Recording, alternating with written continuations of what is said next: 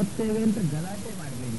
ನೀವು ತಾಳಿದರೆ ಹುಟ್ಟತಕ್ಕಂಥ 8 ಮಗು ಚೆನ್ನಾಗಿ ಬರ್ತದೆ. ಅದಕ್ಕೋಸ್ಕರ ಗಂಡ ತಾಳಿ ಕಟ್ಟಿದ ಮುಹೂರ್ತದಲ್ಲಿ, ಆದ್ರೆ ಒಮ್ಮೆ ಕಟ್ಟಿದ ತಾಳಿಯನ್ನು ಮುಹೂರ್ತದಲ್ಲಿ ಕಟ್ಟಿದ ತಾಳಿಯನ್ನು ಯಾವುದೋ ಭಾವಚಿತ್ರಕ್ಕೋಸ್ಕರ ಮತ್ತೊಮ್ಮೆ ಬಿಚ್ಚಿ ಕಟ್ಟತಕ್ಕಂಥ ಪ್ರಸಂಗ ನಮ್ಮ ಜೀವನದಲ್ಲಿ ಬಾರದಿರಲಿ. ಯಾಕಂದ್ರೆ ಹಾಗಾಯ್ತು ಅಂತಂದ್ರೆ ಸಹನೆ ಹೋಯ್ತು. ಇವಳು ವೇದ ಓದ್ಲಿಕ್ಕೆ ತೊಡಗಿ, ಯಾಕೆ ಮುಹೂರ್ತ ತಪ್ಪಿತಲ್ಲಿ, ತಾಳಿ ಕಟ್ಟುವ ಮುಹೂರ್ತ ತಪ್ಪಿತು, ಸಹನೆ ತಪ್ಪಿತು ಅಂತ ಅರ್ಥ. ಮತ್ತೆ ಇನ್ನದ್ದನ್ನೆಲ್ಲ ಮಾಡ್ಲಿಕ್ಕೆ ತೊಡಗುತ್ತಾಳೆ ಅಂತ. ಆ ದೃಷ್ಟಿಯಿಂದ ಆದ್ರೆ ಎಲ್ಲಿಂದ ಬರಬೇಕು? ನಾಭಿಯಿಂದ ಬರಬೇಕು. ಹಾಗಾದ್ರೆ ಯಾರೋ ಒಂದು ಹೆಣ್ಮಗಳು ಕೇಳಿದ್ರು, ಹಾಗಾದ್ರೆ ನಮ್ಗೆ ನಾಭಿಯಿಂದ ಮಂತ್ರನೇ ಬರ್ಲಿಕ್ಕಿಲ್ಲ, ಗರ್ಭಗುಡಿಯಿಂದ ಫಲನೂ ಇಲ್ಲ. ಹಾಗಾದ್ರೆ ಗರ್ಭಗುಡಿಯಿಂದ ಫಲ ಬರ್ಬೇಕಾದ್ರೆ ನಾಭಿಯಿಂದ ಮಂತ್ರ ಬರ್ಬೇಕಲ್ಲ. ಹೆಣ್ಮಕ್ಕಳಂತೂ ನಾಭಿಯಿಂದ ಮಂತ್ರ ಹೇಳುವಂತೇನೆ ಇಲ್ಲ ಅಲ್ಲ, ಇಲ್ಲ. ಹಾಗಾದ್ರೆ ಗರ್ಭಗುಡಿಯಿಂದ ಹೆಣ್ಮಕ್ಕಳಿಗೆ ಫಲವೇ ಇಲ್ವೋ? ಅದಕ್ಕಂದ್ರು ವೇದ ಮಂತ್ರ ನಾಭಿಯಿಂದ ಬರುವಂತಿಲ್ಲ, ಇತರ ಮಂತ್ರಗಳು ನಾಭಿಯಿಂದ ಬರ್ಬೋದು. ವೇದ ಮಂತ್ರ ಹೇಳಬೇಕಾದ್ರೆ ಎಷ್ಟು ಒತ್ತು ಬೇಕೋ ಅಷ್ಟು ಇತರ ಮಂತ್ರಗಳನ್ನು ಹೇಳಲಿಕ್ಕೆ ಒತ್ತಿಲ್ಲ. ಭಗವದ್ಗೀತಾದಿಗಳು ಉಂಟಲ್ಲ, ಯಾವುದು ಮೇಲೆ ಕೆಳಗೆ ಅಡ್ಡ ತಿಡ್ಡ ಯಾವ ಗೆರೆಯೂ ಇಲ್ಲಲ್ಲ ಅದರಲ್ಲಿ. ಇಂತಹ ಪುರಾಣ ಶ್ಲೋಕಗಳು ಉಂಟಲ್ಲ, ಇಂತಹ ಪುರಾಣ ಶ್ಲೋಕಗಳನ್ನು ಪ್ರತಿನಿತ್ಯ ಹೇಳುವ ಮೂಲಕ ಅದು ಬರಬೇಕು ನಾಭಿಯಿಂದಲೇ. ಆದ್ರೆ ವೇದ ಮಂತ್ರ ಹೇಳಬೇಕಾದ್ರೆ ಎಷ್ಟು ಒತ್ತು ಬೇಕೋ ಅಷ್ಟು ಒತ್ತು ಬೇಡಲ್ಲ ಇದಕ್ಕೆ. ಅಂತಹ ಪುರಾಣ ಮಂತ್ರಗಳು ನಾಭಿಯಿಂದ ಬಂದಾಗ ಗರ್ಭಗುಡಿಯಿಂದ ಫಲ ಬರುವುದು ಎಲ್ಲರಿಗೂ ಸಹಜ. ಆ ದೃಷ್ಟಿಯಿಂದ ಕೆಲವರಿಗೆ ವೇದಾಂತ ವಿಭಾಗ ಮಾಡಿದ್ರು, ಕೆಲವರಿಗೆ ಪುರಾಣಗಳು ಅಂತ ವೇದವ್ಯಾಸರು ವಿಭಾಗ ಮಾಡಿದ್ರು. ತೇನೇ ಬ್ರಹ್ಮ ಹೃದಾ ಆದಿ ಕವಯೇ. ತನ್ನ ಮೊದಲಿನ ಕವಿ, ಮೊದಲ ಪುತ್ರ, ಮೊದಲ ಕೂಸು, ಮೊದಲು ತನ್ನ ಮಗನನ್ನು ತಾನೇ ಹೊಗಳ್ತಾರೆ ವೇದವ್ಯಾಸದೇವರು. ಕವಿ ಶಬ್ದದಿಂದ ಹೊಗಳಿದ್ರಲ್ವ. ಕವಿ ಅಂದ್ರೆ ಜ್ಞಾನಿ ಅಂತ ಅರ್ಥ. ಬಿಡಿ ಲೋಕದಲ್ಲಿ ಎಲ್ಲ ಅಮ್ಮಂದಿರು ತಮ್ಮ ಮಕ್ಕಳನ್ನೇ ಹೊಗಳ್ತಾರೆ. ಊರಿನವರು ಬೈಬೇಕು, ಅಮ್ಮಂದಿರು ಹೊಗಳಬೇಕು. ಯದ್ಯಪಿ ಕ್ರಮ ಹೇಗೆ, ನಿಜವಾದ ಕ್ರಮ ಹೇಗೆ? ಊರಿನವರು ಹೊಗಳಬೇಕು, ಅಮ್ಮಂದಿರು ಬೈಬೇಕು. ಆವಾಗ ಎರಡೂ ನಂಬಬಹುದು. ಇದು ಹಾಗಲ್ಲ, ಎರಡೂ ನಂಬುವಂತಿಲ್ಲ. ಊರಿನವರು ಬೈಯೋದು, ಅಪ್ಪ ಅಮ್ಮ ಹೊಗಳೋದು. ಎನ್ ಮಗ ಬಹಳ ಬುದ್ಧಿವಂತ ಸ್ವಾಮಿ, ಆದ್ರೆ ಏನ್ ಮಾಡೋಣ, ಪರೀಕ್ಷೆಗೆ ಹೋಗುವಾಗ ಸ್ವಲ್ಪ ಜ್ವರ ಬಂತಾದ್ರಿಂದ ಫೇಲ್ ಆದ. ಅದು ಪ್ರತಿ ಸಲ ಪರೀಕ್ಷೆಗೂ ಜ್ವರನೇ ಈ ಹುಡುಗನಿಗೆ. ಎಂದು ಓದೋದಿಲ್ಲ ಅಂತ ಯಾವ ಅಮ್ಮನೂ ಹೇಳುವುದಿಲ್ಲ. ಹೆಣ್ಮಗ ಓದಲಿಲ್ಲ ಸ್ವಾಮಿ, ದಡ್ಡ ಓದಲಿಲ್ಲ ಅಂತ ಯಾವ ಅಮ್ಮನೂ ಹೇಳುವುದಿಲ್ಲ. ಬಹಳ ಬುದ್ಧಿವಂತ, ಪರೀಕ್ಷೆ ಹೋಗುವಾಗ ಜ್ವರ ಬಂತು ಅಂತ. ಜ್ವರ ಯಾಕೆ ಬಂತು? ಓದಲಿಲ್ಲ ಯಾಕೆ? ದಡ್ಡನಾದ್ದರಿಂದಲೇ. ಆದ್ದರಿಂದ ಆದಿ ಇದು ಚತುರ್ಮುಖನನ್ನು ಹೊಗಳ್ತಾ ಇದ್ದಾರೆ ವೇದವ್ಯಾಸರು. ಆದಿ ಕವಿ ತಮ್ಮ ಪುತ್ರರನ್ನೇ ಅಪ್ಪ ಅಮ್ಮ ಹೊಗಳಬೇಕು ಅಂತಾದ್ರೆ ಮಗು ಅಪ್ಪ ಅಮ್ಮ ಹಾಕಿದ ದಾರಿಯಲ್ಲಿ ಬೆಳೆಯಿದಾಗ ಅಪ್ಪ ಅಮ್ಮ ಹೊಗಳಬೇಕು ಅಂತಾರೆ. ತಾನು ಹಾಕಿದ ದಾರಿಯಲ್ಲಿ, ವ್ಯಾಸರು ಹಾಕಿದ ದಾರಿಯಲ್ಲಿ ಬೆಳೆದಂತಹ ಮಗು ಇದು ಚತುರ್ಮುಖ, ಚೆನ್ನಾಗಿ ಬೆಳೀತಾ ಇದೆ. ಆದ್ರಿಂದ ಆದಿ ಕವಿ, ಮೊದಲಿನ ಕವಿ, ಮೊದಲು ಬಂದವ, ಎನ್ನ ತಿಳುವಳಿಕೆ ಉಳ್ಳವ, ಇಂಥವನಿಗೆ ಏನ್ ಮಾಡಿದ? ಮತ್ತಷ್ಟು ವೇದವನ್ನು ಎರೆದ, ತೇನೆ ವಿಸ್ತಾರ ಮಾಡಿದ ಅಂತ ಅರ್ಥ. ಯದ್ಯಪಿ ಅವನು ತಿಳ್ಕೊಂಡಿದ್ದಾನೆ, ಆದ್ರಿಂದ ತಿಳಿದದ್ದನ್ನೇ ಹೇಳುವುದಲ್ಲ. ಮತ್ತೇನ್ ಮಾಡಬೇಕು? ಪುನಃದನ್ನು ವಿಸ್ತಾರ. ಆದ್ರಿಂದ ತೇನೆ ಅನ್ನತಕ್ಕಂಥ ಶಬ್ದವನ್ನು ವ್ಯಾಸರು ಹಾಕಿದ್ದಾರೆ. ಅವನು ಏನು ತಿಳಿದಿದ್ದಾನೆ ಅದನ್ನು ಕೇಳಿ ಮತ್ತಷ್ಟು ಸೇರಿಸಿಕೊಟ್ಟು ಅವನ ತಿಳುವಳಿಕೆಯನ್ನು ವಿಸ್ತಾರ ಮಾಡಿದ. ಹಾಗಾದ್ರೆ ಏನು ಅಂತ ತಿಳ್ಕೊಳ್ಬೇಕೀಗ? ಚತುರ್ಮುಖನಿಗೆ ವೇದವನ್ನು ಕೊಟ್ಟು, ಚತುರ್ಮುಖನಿಗೆ ತಿಳುವಳಿಕೆಯನ್ನು ಕೊಟ್ಟು, ಮೊದಲಿದ್ದ ತಿಳುವಳಿಕೆಯನ್ನು ಬೆಳೆಸಿದವನೇ ಅಂತ ದೇವರು ಉಪಾಸನೆ ಮಾಡೋಣ. ಫಲಿತಾಂಶ ನಮ್ಮ ಮಕ್ಕಳು ನಾಳೆ ಒಳ್ಳೆ ರೀತಿಯಲ್ಲಿ ತಿಳುವಳಿಕೆ ಉಳ್ಳವರಾಗಿ ಬೆಳೆಯುತ್ತಾರೆ. ಆ ತಿಳುವಳಿಕೆ ಎಷ್ಟು ಗಟ್ಟಿ ಇರ್ತದೋ ಅಷ್ಟು ನಮ್ಮ ಮಕ್ಕಳಲ್ಲಿ ಫಲಿತಾಂಶ ಬೀರ್ತದೆ.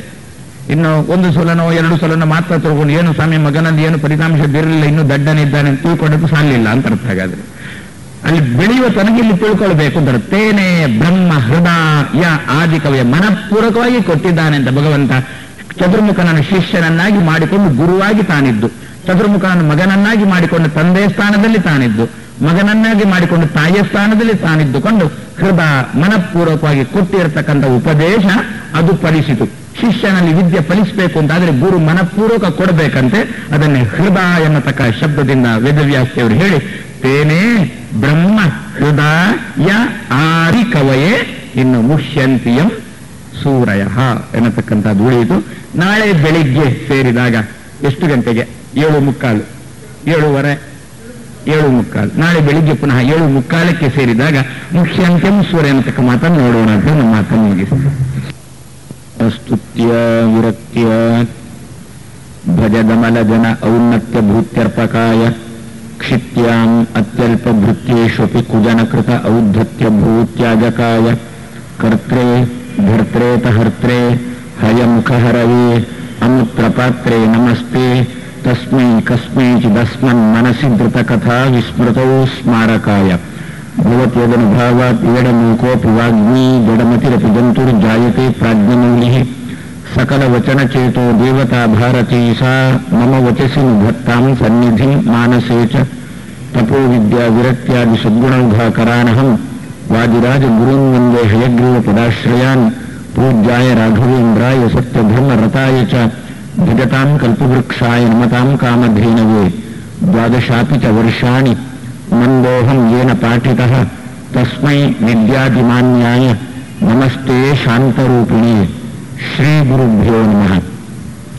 ಜನ್ಮ ಆದ್ಯಸ್ಯ ಯತಃ ಅನ್ವಯಾತ್ ಇತರತಶ್ಚ ಅರ್ಥೇಷು ಅಭಿಜ್ಞಃ ಸ್ವರಾಟ್ ತೇನೇ ಬ್ರಹ್ಮ ಹೃದಯ ಆದಿಕವಯೇ ಮುಹ್ಯಂತಿ ಯಂ ಸೂರಯಃ ತೇಜೋ ವಾರಿ ಮೃದಾಂ ಯಥಾ ವಿನಿಮಯಃ ಯತ್ರ ತ್ರಿಸರ್ಗೋ ಮೃಷಾ ಧಾಮ್ನಾ ಸ್ವೇನ ಸದಾ ನಿರಸ್ತಕುಹಕಂ ಸತ್ಯಂ ಪರಂ ಧೀಮಹಿ. ಶ್ರೀ ಗುರುಭ್ಯೋ ನಮಃ.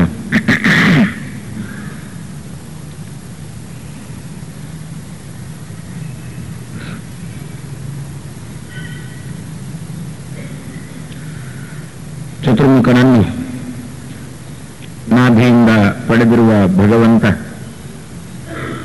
ಅವನಿಗೆ ಮೊದಲು ವೇದೋಪದೇಶ ಮಾಡಿದ,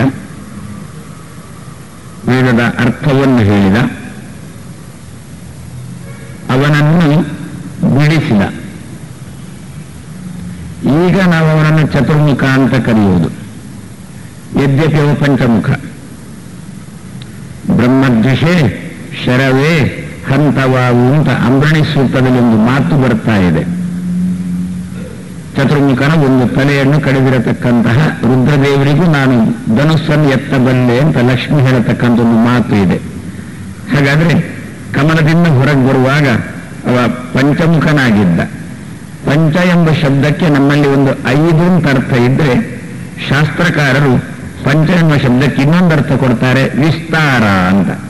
ಇದನ್ನು ಪ್ರಪಂಚ ಅಂತ ಕರೀತೇವೆ. ಬಹಳ ವಿಸ್ತಾರ ಅಂತೆ, ಕೊನೆ ಇಲ್ಲ ಅಂತೆ. ಆದ್ರಿಂದ ಇದನ್ನು ಪ್ರಪಂಚ ಅಂತ ಕರೀತೇವೆ. ಸಿಂಹವನ್ನು ಪಂಚಾಸ್ಯ ಅಂತ ಕರೀತಾರೆ ಶಾಸ್ತ್ರಕಾರರು. 5 ಮುಖ ಉಂಟು ಅಂತ ಅರ್ಥ ಅಲ್ಲ, ವಿಶಾಲವಾದ ಮುಖ ಉಂಟು ಎನ್ನುವ ಅಭಿಪ್ರಾಯದಲ್ಲಿ ಸಿಂಹವನ್ನು ಪಂಚಾಸ್ಯ ಎನ್ನುವ ಶಬ್ದದಿಂದ ಕರೆದರು. ಆದರೆ ಪಂಚ, ಪ್ರಪಂಚ ಈ ಶಬ್ದ ವಿಸ್ತಾರ ಎಂಬ ಅರ್ಥವನ್ನು ತಿಳಿಸಿಕೊಡುತ್ತದೆ. ಹಾಗಾದ್ರೆ ಕಮಲದಿಂದ ಹೊರಗೆ ಬರುವಾಗ ಈ ಚತುರ್ಮುಖ ಮೊದಲು ಏನಾಗಿದ್ದ ಅಂದ್ರೆ ಪಂಚಮುಖನಾಗಿದ್ದ. ಪಂಚಮುಖನಾಗಿದ್ದ ಅಂದ್ರೆ ವಿಸ್ತೃತವಾದ ಮುಖವಾಗಿದ್ದ. ಭಗವಂತನ ಬಾಯಿಯಿಂದ ವೇದವನ್ನು ಪಡೆದುಕೊಂಡಿರತಕ್ಕಂತಹ ಚತುರ್ಮುಖ ಭಾರಿ ಅದನ್ನು ವಿಸ್ತಾರವಾಗಿ ಬೆಳೆಸಿಕೊಂಡ. ಆ ದೃಷ್ಟಿಯಿಂದ ಆಗ ಅವ ಪಂಚಮುಖ. ನಂತರ ಏನಾದ? ಚತುರ್ಮುಖನಾದ. ಏನಭಿಪ್ರಾಯ ಬಂತು? ಒಂದು ಮುಖ ಹೋಯ್ತು ಅಂತ ಅರ್ಥ, ಒಂದು ತಲೆ ಹೋಯ್ತು ಅಂತ ಅರ್ಥ. ಪ್ರಾಯಶಃ ಚತುರ್ಮುಖ ಆವಾಗ ನಾಂದಿ ಹಾಕಿದ ಸಮಾಜಕ್ಕೆ. ಏನು ಅಂತಂದ್ರೆ, ಉಪದೇಶ ಯಾರು ಕೊಡ್ತಾರೋ, ಯಾರು ಉಪದೇಶ ಪಡೀತಾರೋ, ಉಪದೇಶ ಪಡೆದವರಲ್ಲಿ ಉಪದೇಶ ಕೊಡುವವರಲ್ಲಿ ಇರುವಷ್ಟು ವಿದ್ಯೆ ಇರುವುದಿಲ್ಲ ಎನ್ನುವುದನ್ನು ಸಮಾಜಕ್ಕೆ ಮುಂದೆ ತೋರಿಸಿಕೊಟ್ನೋ ಏನು. ಪಾಠ ಮಾಡುವ ಗುರು, ಪಾಠ ಕೇಳುವ ಶಿಷ್ಯ, ಆ ಶಿಷ್ಯ ತಾನು ತನ್ನ ಶಿಷ್ಯನಿಗೆ ಹೇಳ್ತಾನೆ, ಅವ ತನ್ನ ಶಿಷ್ಯನಿಗೆ ಹೇಳ್ತಾನೆ. ಹೀಗೆ ಹೇಳ್ತಾ ಹೇಳ್ತಾ ಬರುವಾಗ ಮೊದಲಿನ ಗುರು ಎಷ್ಟು ಹೇಳಿದ್ದ ಅಷ್ಟು 4ನೇ 5ನೇ ಶಿಷ್ಯನಿಗೆ ಬರೋದಿಲ್ಲ ಅಂತಾರೆ. ಶಿಷ್ಯ ಅವನ ಶಿಷ್ಯ ಅವನ ಶಿಷ್ಯ ಕಮ್ಮಿ ಕಮ್ಮಿ ಕಮ್ಮಿ ಕಮ್ಮಿ ಆಗುವುದು ತಾನೆ. ಆದ್ರಿಂದೇ ತಾನೆ ಆಚಾರ್ಯ ಮಧ್ವರು ತನ್ನ ಗ್ರಂಥಗಳನ್ನು ತಾಮ್ರಶಾಸನದಲ್ಲಿ ಬರೆದು, ತಾಮ್ರದಲ್ಲಿ ಬರೆದು ಕಡತಿಲ ಅನ್ನತಕ್ಕಂಥ ಊರಲ್ಲಿ ಭೂಮಿಯೊಳಗೆ ಹೂತಿಟ್ಟಿದ್ದಾರಲ್ಲ. ಯಾಕೆ? ಇದು ತಲೆಯಿಂದ ತಲೆಗೆ, ತಲೆಯಿಂದ ತಲೆಗೆ ಹೋಗುವಾಗ ವಿದ್ಯೆ ನನ್ನದು ಬೆಳೆಯುವುದಿಲ್ಲ, ಕುಂಠಿತ ಆಗುತ್ತದೆ. ಆದ್ರಿಂದ ಜನಕ್ಕೆ ಬೇಕು ಅಂತ ಅಪೇಕ್ಷೆ ಪಟ್ಟಾಗ ಕೊಡುವುದಕ್ಕೋಸ್ಕರ ಇರಲಿಂದ ತಾನು ತಾಮ್ರದಲ್ಲಿ ಬರೆದು ಒಂದು ಕಡೆ ಹೂತಿಟ್ಟಿದ್ದಾರೆ. ಹಾಗಾದ್ರೆ ಭಗವಂತನ ತಾನು ಕೊಡುವಾಗ ವಿಸ್ತಾರವಾಗಿ ತೆಗೆದುಕೊಂಡ, ಪಂಚಮುಖನಾಗಿ ತೆಗೆದುಕೊಂಡ. ನಂತರದಲ್ಲಿ ಒಂದು ಮುಖ ಹೋಯಿತು ಅಂದ್ರೆ ಏನಾಯ್ತು? ಕಮ್ಮಿ ಆಯಿತು ಅಂತ ಅರ್ಥ. ಯದ್ಯಪಿ ಚತುರ್ಮುಖನಿಗೆ ಎಷ್ಟು ಕೊಡಬೇಕು ಅಷ್ಟೇ ಕೊಟ್ಟಿದ್ದಾನೆ ಭಗವಂತ. ಆದ್ರೆ ಚತುರ್ಮುಖ ಕಮ್ಮಿ ಮಾಡಿಕೊಂಡದ್ದಲ್ಲ, ಮುಂದೆ ಸಮಾಜ ಹೀಗೆ ಕಮ್ಮಿ ಮಾಡಿಕೊಳ್ತದೆ ಅಂತ ಸೂಚನೆ ಮಾಡುವುದಕ್ಕೋಸ್ಕರವೋ ಎಂಬಂತೆ ಒಂದು ತಲೆಯನ್ನು ತೆಗೆದುಕೊಂಡು ಪಂಚಾಸ್ಯ ಆಗದೆ ಚತುರಾಸ್ಯನಾದ. ಅಂತೂ ಅಲ್ಲಿ ತನ್ನತನ ಉಳಿಸಿಕೊಂಡು ಏನು ಚತುರ ಆಸ್ಯನಾದ. ಭಗವಂತ ಕೊಟ್ಟದ್ದನ್ನು ಒಳ್ಳೆ ರೀತಿಯಲ್ಲಿ ಸಮಾಜಕ್ಕೆ ಕೊಡುವಷ್ಟು ತಾಕತ್ತುಳ್ಳವನಾದ, ಚತುರ ಆಸ್ಯನಾದ. ಇಂತಹ ಚತುರ್ಮುಖನನ್ನು ನಾಭಿಯಿಂದ ಹೊರಗೆ ತಂದು ಕಮಲದಲ್ಲಿ ಕೂಡಿಸಿ ಅವನಿಗೆ ಉಪದೇಶವನ್ನು ಕೊಟ್ಟು ಇಷ್ಟೆಲ್ಲವೂ ಭಗವಂತ ತಾನು ಮಾಡಿದ್ರು, ಇಷ್ಟೆಲ್ಲ ಭಗವಂತನ ಬಗ್ಗೆ ಮಹಿಮೆಯನ್ನು ನಾವು ಈ ದಿವಸ ಕೇಳಿದ್ರು. ವೇದವ್ಯಾಸದೇವರಂತಾರೆ ಮುಖ್ಯಂತಿಯಂ ಸೂರಯ. ಒಂದೇ ಮಾತ್ರ ಅಷ್ಟನ್ನೂ ತೆಗೆದು ಬಿಟ್ರಲ್ಲ. ನಾವು ದೇವರು ದೊಡ್ಡವ ಅಷ್ಟೆಲ್ಲ ಸೃಷ್ಟಿ ಮಾಡಿದಾನೆ, ಅವರೆಲ್ಲ ಸೃಷ್ಟಿ ಮಾಡಿದಾನೆ, ಇಷ್ಟೆಲ್ಲ ಕೊಟ್ಟಿದ್ದಾನೆ, ಜಗಜ್ಜನ್ಮಾದಿ ಅಷ್ಟ ಕರ್ತೃ ಅಂತ ಇಷ್ಟೆಲ್ಲ ತಿಳ್ಕೊಂಡು ಕೊನೆಗಾದದ್ದೇನು ಅಂತಂದ್ರೆ ಮೋಹಕ್ಕೆ ಒಳಗಾದದ್ದು. ಮುಖ್ಯಂತಿಯಂ ಸೂರಯ.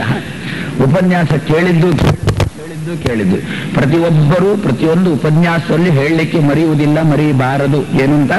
ಭಗವಂತ ಸರ್ವತ್ರ ಇದ್ದಾನೆ, ಎಲ್ಲರನ್ನೂ ಸದಾಕಾಲ ರಕ್ಷಣೆ ಮಾಡಿಕೊಂಡೇ ಇರ್ತಾನೆ. ಕಣ್ಣಿಗವೆ ಎಂದದಲ್ಲಿ ಕೈಮೈ ತಿಂಡಿ ಗೊದಗುವ ತೆರೆದು ಫಲ್ಗಳು ಪಣ್ಣು ಫಲಗಳ ನಗಿದು ಜಿಷ್ಟಗೆ ರಸವ ನೀವಂತೆ ಅಂತ ಅದಕ್ಕೆ ಸಾಲದಕ್ಕೆ ಉದಾಹರಣೆ. ನಮ್ಮ ಜೊತೆಗೇನೆ ದೇವರು ರಕ್ಷಣೆ ಮಾಡಿಕೊಂಡಿದ್ದಾನೆ ಅಂತ ಹೇಳಿದರು. ಉಪನ್ಯಾಸ ಮುಗಿಯುವ ಹಂತಕ್ಕೆ ಬಂತು. ಒಂಚೂರು ಆ ದಿವಸ ಉಪನ್ಯಾಸಕರು ತಡ ಮಾಡಿದ್ದಾರೆ ಉಪನ್ಯಾಸ ಮುಗಿಸುವುದನ್ನು. ನಾವು ಗಂಟೆ ನೋಡ್ಲಿಕ್ಕೆ ಆರಂಭ ಮಾಡಿದ್ದೆವು. ಯಾರೋ ಕೇಳಿದ್ರು, ಯಾಕೆ ಗಂಟೆ ನೋಡ್ತೀರಿ? ನಾನು ಒಬ್ಬನೇ ಹೋಗಬೇಕು, ಬಹಳ ದೂರ ಹೋಗ್ಲಿಕ್ಕಿದೆ ಅಂತ. ಉಪನ್ಯಾಸ ಕೇಳಿದ್ದೇನು, ದೇವರು ಜೊತೆಗೇ ಇರ್ತಾನೆ ಅಂತ ಉಪನ್ಯಾಸ ಕೇಳಿದ್ದು. ಉಪನ್ಯಾಸ ಮುಗಿಯುವ ಹಂತಕ್ಕೆ ಬರುವಾಗ ಏನಾದದ್ದು, ಅಯ್ಯೋ ನಾನು ಒಬ್ಬನೇ ಹೋಗ್ಬೇಕಲ್ಲ ಅಂತ ಚಿಂತನೆ ಮಾಡಿದ್ದು. ಇದು ಏನು? ಮುಹ್ಯಂತಿಯಂ ಸೂರಯ. ಎಂತಹ ವ್ಯಕ್ತಿಗಳು ಕೂಡ, ಎಂತಹ ಪಂಡಿತರೂ ಕೂಡ ಒಂದು ಸಂದರ್ಭದಲ್ಲಿ ಭಗವಂತನ ಮೋಹಕ್ಕೆ ಒಳಗಾಗುತ್ತಾರೆ. ದೇವರು ಕೈಯಲ್ಲಿದ್ದಾನೆ, ದೇವರು ತೊಡೆಯಲ್ಲಿದ್ದಾನೆ, ಮುಖ ನೋಡ್ತಾ ಇದ್ದಾಳೆ, ಬಾಯಲ್ಲಿ ಬ್ರಹ್ಮಾಂಡ ಕಾಣಿಸ್ತಾ ಉಂಟು. ಬ್ರಹ್ಮಾಂಡ ಕಂಡಾಗ ದೇವರು ಅಂತ ಚಿಂತನೆ ಮಾಡಿದ್ರು. ಬಾಯಿ ಮುಚ್ಚಿದ ತಕ್ಷಣ ಮಗುವಿನ ಬಾಯಿಯಲ್ಲಿ ಬ್ರಹ್ಮಾಂಡ ಅಂದಳು. ಮುಖ್ಯಂತಿಯಂ ಸೂರಯ. ಎಂತಹ ತಿಳುವಳಿಕೆ ಉಳ್ಳವನಾದರೂ ಕೂಡ ಒಂದು ಸಂದರ್ಭದಲ್ಲಿ ಮೋಹಕ್ಕೆ ಒಳಗಾಗುತ್ತಾನೆ. ಎಂತಹ ಸೂರಿಗಳು ಅಂತಂದ್ರೆ ರುದ್ರ ಪ್ರವೃತ್ತಿ ಸೂರಿಗಳು ಕೂಡ ಒಂದೊಂದು ಸಂದರ್ಭದಲ್ಲಿ ಮೋಹಕ್ಕೆ ಒಳಗಾಗುತ್ತಾರೆ. ಇದು ಭಗವಂತನ ಮಹಿಮೆ. ದೇವರ ಮಹಿಮೆ ಏನು ಅಂತ ಕೇಳಿದ್ರೆ ಇಷ್ಟೇ ಉತ್ತರ. ತಿಳಿದವರೂ ಕೂಡ ಮೋಹಕ್ಕೆ ಒಳಗಾಗುವುದೇ ಭಗವಂತನ ಮಹಿಮೆ ಅಂತಂದ್ರು. ನಾನು ತಿಳ್ಕೊಂಡಿದ್ದೇನೆ ಅಂತ ಭಾವಿಸಿದವರೂ ಕೂಡ ತಪ್ಪಿ ಬೀಳುವುದೇ ಭಗವಂತನ ಮಹಿಮೆ. ಈ ಸಂದರ್ಭದಲ್ಲಿ ಒಂದು ಹಾಡು ಇದೆ. ಇಂದು ನಿನ್ನ ಮೊರೆಯ ಹೊಕ್ಕೇನು ವೆಂಕಟೇಶನೇ, ಎಂದಿಗಾದರೆನ್ನ ಕಾಯೋ ಶ್ರೀನಿವಾಸನೇ ಅಂತ. ಇಂದು ನಿನ್ನ ಮೊರೆಯ ಹೊಕ್ಕೇನು ವೆಂಕಟೇಶನೇ, ಎಂದಿಗಾದರೆನ್ನ ಕಾಯೋ ಶ್ರೀನಿವಾಸನೇ. ಇಲ್ಲಿ ವೆಂಕಟೇಶ ಅಂತ ಹೇಳಿದ್ರೆ ಯಾಕೆ, ಅಲ್ಲಿ ಶ್ರೀನಿವಾಸ ಅಂತ ಹೇಳಿದ್ರೆ ಯಾಕೆ? ಇಲ್ಲಿ ಶ್ರೀನಿವಾಸ ಅಂತ ಹೇಳಿ ಅಲ್ಲಿಯೂ ವೆಂಕಟೇಶ ಅಂತ ಹೇಳಬಾರದಿತ್ತು. ಅಥವಾ ಇಲ್ಲಿಯೂ ವೆಂಕಟೇಶ ಅಂತ ಹೇಳುದು, ಅಲ್ಲಿಯೂ ವೆಂಕಟೇಶ ಅಂತ ಹೇಳುದು. ಇಲ್ಲ, ಇಲ್ಲಿಯೂ ಶ್ರೀನಿವಾಸ ಅಂತ ಹೇಳುದು, ಅಲ್ಲಿಯೂ ಶ್ರೀನಿವಾಸ ಅಂತ ಹೇಳುದು. ಅದು ಬಿಟ್ಟು ಮೊದಲು ವೆಂಕಟೇಶ ಅಂತ ಹೇಳಿ ನಂತರದಲ್ಲಿ ಶ್ರೀನಿವಾಸ ಅಂತ ಹೇಳುವ ಉದ್ದೇಶನೇ ಇದಂತೆ. ಈ ಮುಖ್ಯಂತಿಯಂ ಸೂರಯ ಎನ್ನತಕ್ಕಂತಹ ಶಬ್ದದ ಅರ್ಥವನ್ನು ಬಿಡಿಸುವುದೇ ದಾಸರ ಉದ್ದೇಶ ಅಂತೆ. ಏನು ಹೇಗೆ ಬಿಡಿಸಿಕೊಡ್ತಾ ಇದ್ದಾರೆ? ಇಂದು ನಿನ್ನ ಮೊರೆಯ ಹೊಕ್ಕೇನು. ಇಂದು ಎನ್ನತಕ್ಕಂಥ ಶಬ್ದಕ್ಕರ್ಥ ಸಂಸಾರದಲ್ಲಿರುವಾಗ ನಿನ್ನ ಮೊರೆಯ ಹೊಕ್ಕೇನು ಅಂದ್ರೆ ಅರ್ಥ ಸಾಧನಾನುಷ್ಠಾನ ಮಾಡ್ತಾ ಇದ್ದೇನೆ ಅಂತ ಅರ್ಥ. ಸಾಧನಾನುಷ್ಠಾನದ ಫಲ ಏನು? ವೆಂಕಟೇಶ ಅಂತಂದ್ರು. ಅದು ಸಾಧನಾನುಷ್ಠಾನದ ಫಲ. ಏನು ವೆಂಕಟೇಶ ಅಂದ್ರೆ? ವೆಂಕಟೇಶ ಶಬ್ದಕ್ಕರ್ಥ ಗೊತ್ತು. ವೇಂ ಅಂದ್ರೆ ಪಾಪಂ, ಕಟಯತಿ ನಾಶಯತಿ ವೆಂಕಟ. ನಿಮ್ಮಲ್ಲಿರತಕ್ಕಂಥ ಪಾಪಗಳನ್ನೆಲ್ಲ ತೊಳಿತಾರೆ ಯಾರು? ಅವರು ವೆಂಕಟರು. ಇವ ಯಾರು? ಆ ವೆಂಕಟರಿಗೆ ಈಶ. ನಮ್ಮೆಲ್ಲರ ಪಾಪವನ್ನು ತೊಳೆಯುವುದು ಯಾರು? ಗುರುಗಳು. ನಿಮ್ಮ ಪಾಪ ತೊಳಿತಾರೆ ಯಾರು? ಶ್ರೀ ಗುರುಗಳು, ಪೂರ್ವ ಗುರುಗಳು, ಆದಿ ಗುರುಗಳು. ನಮ್ಗೆ ತುಂಬಾ ಜನ ಗುರುಗಳಿದ್ದಾರೆ. ಇವರೆಲ್ಲ ನಿಮ್ಮ ಪಾಪಗಳನ್ನು ತೊಳಿತಾರೆ. ಆದರೆ ಇವರಿಗೂ ಒಡೆಯ, ಇವರ ಪಾಪವನ್ನು ತೊಳೆಯುವವ ಯಾರು? ಅವನೇ ಮೂಲಗುರು. ಮೂಲಗುರು ಅಂತಂದ್ರೆ ವೇದವ್ಯಾಸರು, ಅಂದ್ರೆ ನಾರಾಯಣ. ಹಾಗಾದ್ರೆ ವೆಂಕಟೇಶ ನಿಮ್ಮೆಲ್ಲರ ಪಾಪವನ್ನು ತೊಳೆಯತಕ್ಕಂಥವರು ಯಾರಿದ್ದಾರೋ, ವೆಂಕಟರು ಯಾರಿದ್ದಾರೋ ಅವರಿಗೆ ಈಶ ನಾರಾಯಣ. ಆದ್ರೆ ನಾವೆಲ್ಲ ಸಾಧನಾನುಷ್ಠಾನ ಮಾಡಿ ಮಾಡಿ ಮಾಡಿ ಮಾಡಿ ದೇವರನ್ನು ಸಾಕ್ಷಾತ್ಕರಿಸಿಕೊಂಡು ಪ್ರಾರಬ್ಧ ಕರ್ಮ ಕಳ್ಕೊಳ್ಳುವುದು ಯಾವಾಗ? ಇಂದು ಅಂತಂದ್ರೆ ಸಂಸಾರದಲ್ಲಿ ಪ್ರಾರಬ್ಧ ಕರ್ಮಗಳನ್ನೆಲ್ಲ ಕಳ್ಕೊಳ್ಬೇಕು. ಅಂದ್ರೆ ಏನಾಯ್ತು? ಇಂದು ನಿನ್ನ ಮೊರೆಯ ಹೊಕ್ಕೇನು. ಸಂಸಾರಾವಸ್ಥೆಯಲ್ಲಿ ನಿನ್ನ ಮೊರೆಯ ಹೊಕ್ಕೇನು. ನೀನು ಏನ್ ಮಾಡಬೇಕು? ನೀನು ವೆಂಕಟೇಶನಾಗಬೇಕು ಎನ್ನ ಪಾಲಿಗೆ. ಇಷ್ಟ ತನಕ ನೀನು ಎನ್ನ ಪಾಲಿಗೆ ವೆಂಕಟೇಶನಾಗಿಲ್ಲ. ನಾನಿನ್ನೂ ಪಾಪ ಸಂಚಯ ಮಾಡುವುದರಲ್ಲೇ ಇದ್ದೇನೆ, ಸಂಚಯ ಮಾಡಿದ ಪಾಪವನ್ನು ಕಳ್ಕೊಳ್ಳುವ ಹಂತದಲ್ಲಿಲ್ಲ. ನಿನ್ನ ಸಾಕ್ಷಾತ್ಕಾರ ಆಯಿತು ಅಂತಂದ್ರೆ ಎನ್ನ ಪಾಲಿಗೆ ನೀನು ವೆಂಕಟೇಶನಾಗುತ್ತೆ. ಯಾವಾಗ? ನಾನು ಸಂಸಾರದಲ್ಲಿರುವಾಗ. ಲಿಂಗದೇಹ ಭಂಗ ಆಗಿಲ್ಲ, ಪ್ರಾರಬ್ಧ ಎಲ್ಲ ಮುಗಿದಿದೆ, ಪ್ರಾರಬ್ಧ ಕರ್ಮ ಅನುಭವಿಸಿಯಾಗಿದೆ. ಅನುಭವಿಸಿದ್ಮೇಲೆ ಎಲ್ಲೋ ಒಂದು ಜಾಗದಲ್ಲಿ ಹೋಗಿ ಕೂಡ್ಲಿಕ್ಕುಂಟಂತೆ, ಆ ಜಾಗದಲ್ಲಿ ಹೋಗಿ ಕೂತ್ಕೊಳ್ಳುವುದು, ಚತುರ್ಮುಖ ಹೋಗುವಾಗ ಅವನ ಜೊತೆಗೆ ಹೋಗುವುದು. ಇದು ನಮ್ಮ ಶಾಸ್ತ್ರದ ಕ್ರಮ. ಹಾಗಾದ್ರೆ ವೆಂಕಟೇಶ, ಇಂದು ನೀನು ನನಗೆ ವೆಂಕಟೇಶನೇ ಆಗಿರ್ಬೇಕು. ಸಂಸಾರಾವಸ್ಥೆಯಲ್ಲಿರುವಾಗ ನೀನು ನಿನ್ನ ಉಪಾಸನೆ ನಾನು ಏನು ಅಂತ ಮಾಡಬೇಕು? ವೆಂಕಟೇಶ ವೆಂಕಟೇಶ ವೆಂಕಟೇಶ ಅಂತ ಉಪಾಸನೆ ಮಾಡಬೇಕು. ಎನ್ನ ಪ್ರಾರಬ್ಧ ಕರ್ಮವನ್ನು ಕಳಿ ಕಳಿ ಕಳಿ ಕಳಿ ಅಂತ ನಿನ್ನ ಉಪಾಸನೆ ಮಾಡಬೇಕು. ಪ್ರಾರಬ್ಧ ಕರ್ಮ ಕಳೆದ್ರೆ ಸರಿ, ಚತುರ್ಮುಖ ಹೋಗ್ಲಿಕ್ಕೆ ತಯಾರಾದ, ಅವನ ಜೊತೆ ಪ್ರಾರಬ್ಧ ಕರ್ಮ ಕಳ್ಕೊಂಡ ನಾವು ಹೋದೆವು, ವಿರಜಾನದಿಯಲ್ಲಿ ಸ್ನಾನ ಆಯಿತು, ಆಚೆ ದಡ ಸೇರಿದೆವು. ನಮ್ಮ ನಿಮ್ಮ ಸ್ವರೂಪಾನಂದ ಅನುಭವಕ್ಕೆ ಇನ್ನೂ ಸಿಕ್ಕಿಲ್ಲ. ಪ್ರಾರಬ್ಧ ಕರ್ಮ ಹೋಗಿದೆ, ಲಿಂಗದೇಹ ಹೋಗಿದೆ, ಆದರೂ ಸ್ವರೂಪ ಸುಖ ಅನುಭವಿಸೋಣ ಅಂತಂದ್ರೆ ಬಹಳ ಪೇಚಾಟ ಆಗುತ್ತಾ ಇಲ್ಲ. ಯಾಕೆ? ಶ್ರೀನಿವಾಸನೇ ಅಂತ ಮತ್ತೆ ಉಪಾಸನೆ ಮಾಡಬೇಕಂತೆ. ಎಲ್ಲ ಹೋಯ್ತಲ್ಲ, ಲಿಂಗದೇಹ ಎಲ್ಲ ಹೋಯ್ತಲ್ಲ, ಜೀವನಿಗೆ ಆಚ್ಛಾದಕವಾಗಿರತಕ್ಕಂಥದ್ದೆಲ್ಲ ಹೋಯ್ತಲ್ಲ. ಆದರೆ ಭಗವಂತನ ಕೈಯಲ್ಲಿರತಕ್ಕಂಥ ಒಂದು ಆಚ್ಛಾದನೆ ಹಾಗೆಯೇ ಉಳ್ಕೊಂಡಿದೆ ಅಂತಾರೆ. ಭಗವಂತ ಇನ್ನು ಇಚ್ಛೆ ಮಾಡಿಲ್ಲ. ಏನು? ಇವನ ಸ್ವರೂಪಾನಂದ ಇವನಿಗೆ ಅನುಭವಕ್ಕೆ ಬರಲಿ ಅಂತ ದೇವರು ಇನ್ನೂ ಇಚ್ಛೆ ಮಾಡಿಲ್ಲ ಅಂತ. ನಾವು ವಿರಜಾನದಿ ಸ್ನಾನ ಮಾಡಿ ಆಚೆ ದಡಕ್ಕೆ ಹೋದರೂ ದೇವರು ಇಚ್ಛೆ ಮಾಡಿಲ್ಲ ಇವನ ಸ್ವರೂಪಾನಂದನ ಆವಿರ್ಭಾವ ಇವನಿಗೆ ಆಗಲಿ ಅಂತ ಇನ್ನೂ ಇಚ್ಛೆ ಮಾಡಿಲ್ಲ. ಅದೊಂದು ಮೋಹದ ಆವರಣ ಇನ್ನೂ ಹಾಗೆಯೇ ಉಂಟು. ಅದು ಹೋಗಬೇಕಾದ್ರೆ ಏನು ಮಾಡಬೇಕು? ಶ್ರೀನಿವಾಸ ಶ್ರೀನಿವಾಸ ಶ್ರೀನಿವಾಸ ಅಂತ ಮತ್ತೆ ಉಪಾಸನೆಗೆ ತೊಡಗಬೇಕಂತೆ. ಏನರ್ಥ ಶ್ರೀನಿವಾಸ ಅಂದ್ರೆ? ಶ್ರಿಯಂ ನಿತರಾಂ ವಾಸಯತೀತಿ ಶ್ರೀನಿವಾಸ. ನಾವು ನಮ್ಮ ಮನೆಗೆ ಹೆಸರಿಟ್ಟಿರ್ತೇವೆ, ಏನು ಅಂತ? ಮನೆ ಕಟ್ಟಿರ್ತೇವೆ, ಭವ್ಯವಾಗಿ ಶ್ರೀನಿವಾಸ ಅಂತ ಹೆಸರಿಟ್ಟಿರ್ತೇವೆ. ಗ್ರಹಚಾರ. ನಮ್ಮ ಮನೆಯಲ್ಲಿ ಏನಾಯ್ತು? ನಮ್ಮ ಮನೆ ಏನಾಯ್ತು? ಶ್ರೀ ನಿವಾಸ ಆಯ್ತಷ್ಟೇ, ವಿನಃ ಶ್ರೀ ನಿವಾಸ ಆಗಿಲ್ಲ. ಏನಾಗಬೇಕು ನಮ್ಮ ಮನೆ? ಶ್ರೀ ನಿವಾಸ ಅಲ್ಲ ನಮ್ಮ ಮನೆ. ಶ್ರೀ ಅಂದ್ರೆ ಸಂಪತ್ತು, ಸಂಪತ್ತಿನ ವಾಸಸ್ಥಳ ಅಲ್ಲ ನಮ್ಮ ಮನೆ. ಮತ್ತೆ ಸಂಪತ್ತನ್ನು ತನ್ನಲ್ಲಿ ಇಟ್ಟುಕೊಂಡಿರುವವನ ವಾಸಸ್ಥಳ ಆಗಬೇಕು. ಶ್ರೀ ನಿವಾಸನ ನಿವಾಸ ಆಗಬೇಕು. ಶ್ರೀ ನಿವಾಸ ವೆಂಕಟೇಶ, ಶ್ರೀ ನಿವಾಸ ನಾರಾಯಣ, ಲಕ್ಷ್ಮಿಯನ್ನು ತನ್ನಲ್ಲಿ ಇಟ್ಟುಕೊಂಡವ ನಾರಾಯಣ. ಹಾಗಾದ್ರೆ ಶ್ರೀ ನಿವಾಸ ಅಂದ್ರೆ ನಾರಾಯಣ. ನಮ್ಮ ಮನೆ ಏನು? ಶ್ರೀ ನಿವಾಸ ಅಲ್ಲ, ಶ್ರೀ ನಿವಾಸ ನಿವಾಸ. ಬೇಕಾದ್ರೆ ಹೀಗೆ ಮಾಡಿ, ಹೆಸರು ದೊಡ್ಡದಾಗುವುದಂತಾದ್ರೆ ಶ್ರೀ ಅಂತ ಬರೆದು ಚೂರು ದೂರದಲ್ಲಿ ನಿವಾಸ ಅಂತ ಬರೆದು ಅದರ ಮೇಲೆ 2 ಅಂತ ಬರೀರಿ. ನಿವಾಸ ಅಂತ ಬರೀಲಿಕ್ಕೆ ಉದ್ದಾಗುವುದಾದ್ರೆ ಅದರ ಅರ್ಥ ಏನು ಅಂತ ಗೊತ್ತಾಯ್ತಲ್ಲ. ನಿವಾಸ ಅಂತ 2 ಸಲ ಇಟ್ಟುಕೊಳ್ಬೇಕು ಅಂತ ಅರ್ಥ ಬಂತಲ್ಲ ಅದಕ್ಕೆ. ಅಂದ್ರೆ ಶ್ರೀ ನಿವಾಸ ನಿಜವಾಗಿ ಆದ್ರೂ ಬರೆಯಬೇಕಾಗಿರತಕ್ಕಂಥ ಕ್ರಮ. ಈಗ ಸದ್ಯ ಭಗವಂತನಿಗೆ ಶ್ರೀನಿವಾಸ ಅಂತ ಒಂದು ಹೆಸರುಂಟು. ಒಂದರ್ಥ ಶ್ರೀಯಂ, ಲಕ್ಷ್ಮಿಯನ್ನು ತನ್ನಲ್ಲಿ ಇಟ್ಟುಕೊಂಡಿದ್ದಾನೆ, ಆದ್ರಿಂದ ಶ್ರೀನಿವಾಸ ಅಂತ ಒಂದರ್ಥ ಆದ್ರೆ, ಇನ್ನೊಂದು ಶ್ರೀಯಂ, ಲಕ್ಷ್ಮಿಯನ್ನು ಚೆನ್ನಾಗಿ ವಾಸಯತಿ ಅಂತಂದ್ರೆ ಪರಿಮಳಯತಿ, ಅವಳ ಮೈ ಪರಿಮಳ ಬರುವಂತೆ ಮಾಡುವವನು ಯಾರೋ ಅವನೇ ಶ್ರೀನಿವಾಸ ಅಂತಂದ್ರು. ಲಕ್ಷ್ಮಿಯ ಮೈ ಪರಿಮಳ ಬರುವಂತೆ ಮಾಡ್ತಾನಂತೆ. ಯಾವುದರಿಂದ? ಯಾವ ರೀತಿಯ ಪರಿಮಳ? ತನ್ನ ಮೈಯ ಪರಿಮಳ ಏನೋ ಅದೇ ಪರಿಮಳ ಅವಳ ಮೈಯಲ್ಲಿ ಬರುವಂತೆ ಯಾರು ಮಾಡ್ತಾನೋ ಅವನೇ ಶ್ರೀನಿವಾಸ. ತನ್ನ ಮೈಯಲ್ಲಿದ್ದಂತಹ ಪರಿಮಳ ಅವಳ ಮೈಯಲ್ಲಿ ಬರಬೇಕಾದ್ರೆ ಏನು ಮಾಡಬೇಕು? ಭಗವಂತ ಅವಳನ್ನು ಬಿಗಿದಪ್ಪಿಕೊಂಡಿರಬೇಕು. ಲಕ್ಷ್ಮೀ ಭುಜಾಂತರಗತಃ ಸ್ವರತೋಪಿ ಚಾಗ್ರೆ ಅಂತ ಒಂದು ಮಾತನ್ನು ಆಚಾರ್ಯ ಮಧ್ವರಂತಾರೆ. ಲಕ್ಷ್ಮಿಯನ್ನು ಬಿಗಿದಪ್ಪಿಕೊಳ್ತಾನೆ.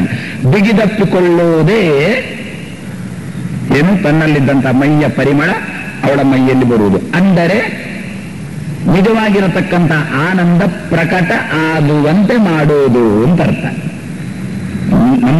ನಿಮ್ಮ ಸ್ವರೂಪಭೂತವಾಗಿರತಕ್ಕಂಥ ಆನಂದ ಪ್ರಕಟ ಆಗಬೇಕು ಅಂತಾದ್ರೆ ಅವನದ್ದೊಂದು ಮಾಯೆ ಹೋಗಬೇಕು.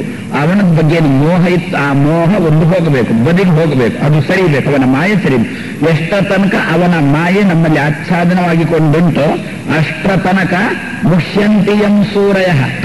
ಎಂಥ ಪಂಡಿತರು ಒಂದು ಮೋಹಕ್ಕೆ ಒಳಗಾಗುತ್ತಾರೆ. ಆದರೆ ಮೋಹ ಹೋಗಬೇಕು, ಅದು ಬದಿಗೆ ಸರಿಬೇಕು ಅಂತಂದ್ರೆ ಭಗವಂತ ನಮ್ಮನ್ನು ಆಲಿಂಗನೆ ಮಾಡಿಕೊಳ್ಳಬೇಕು.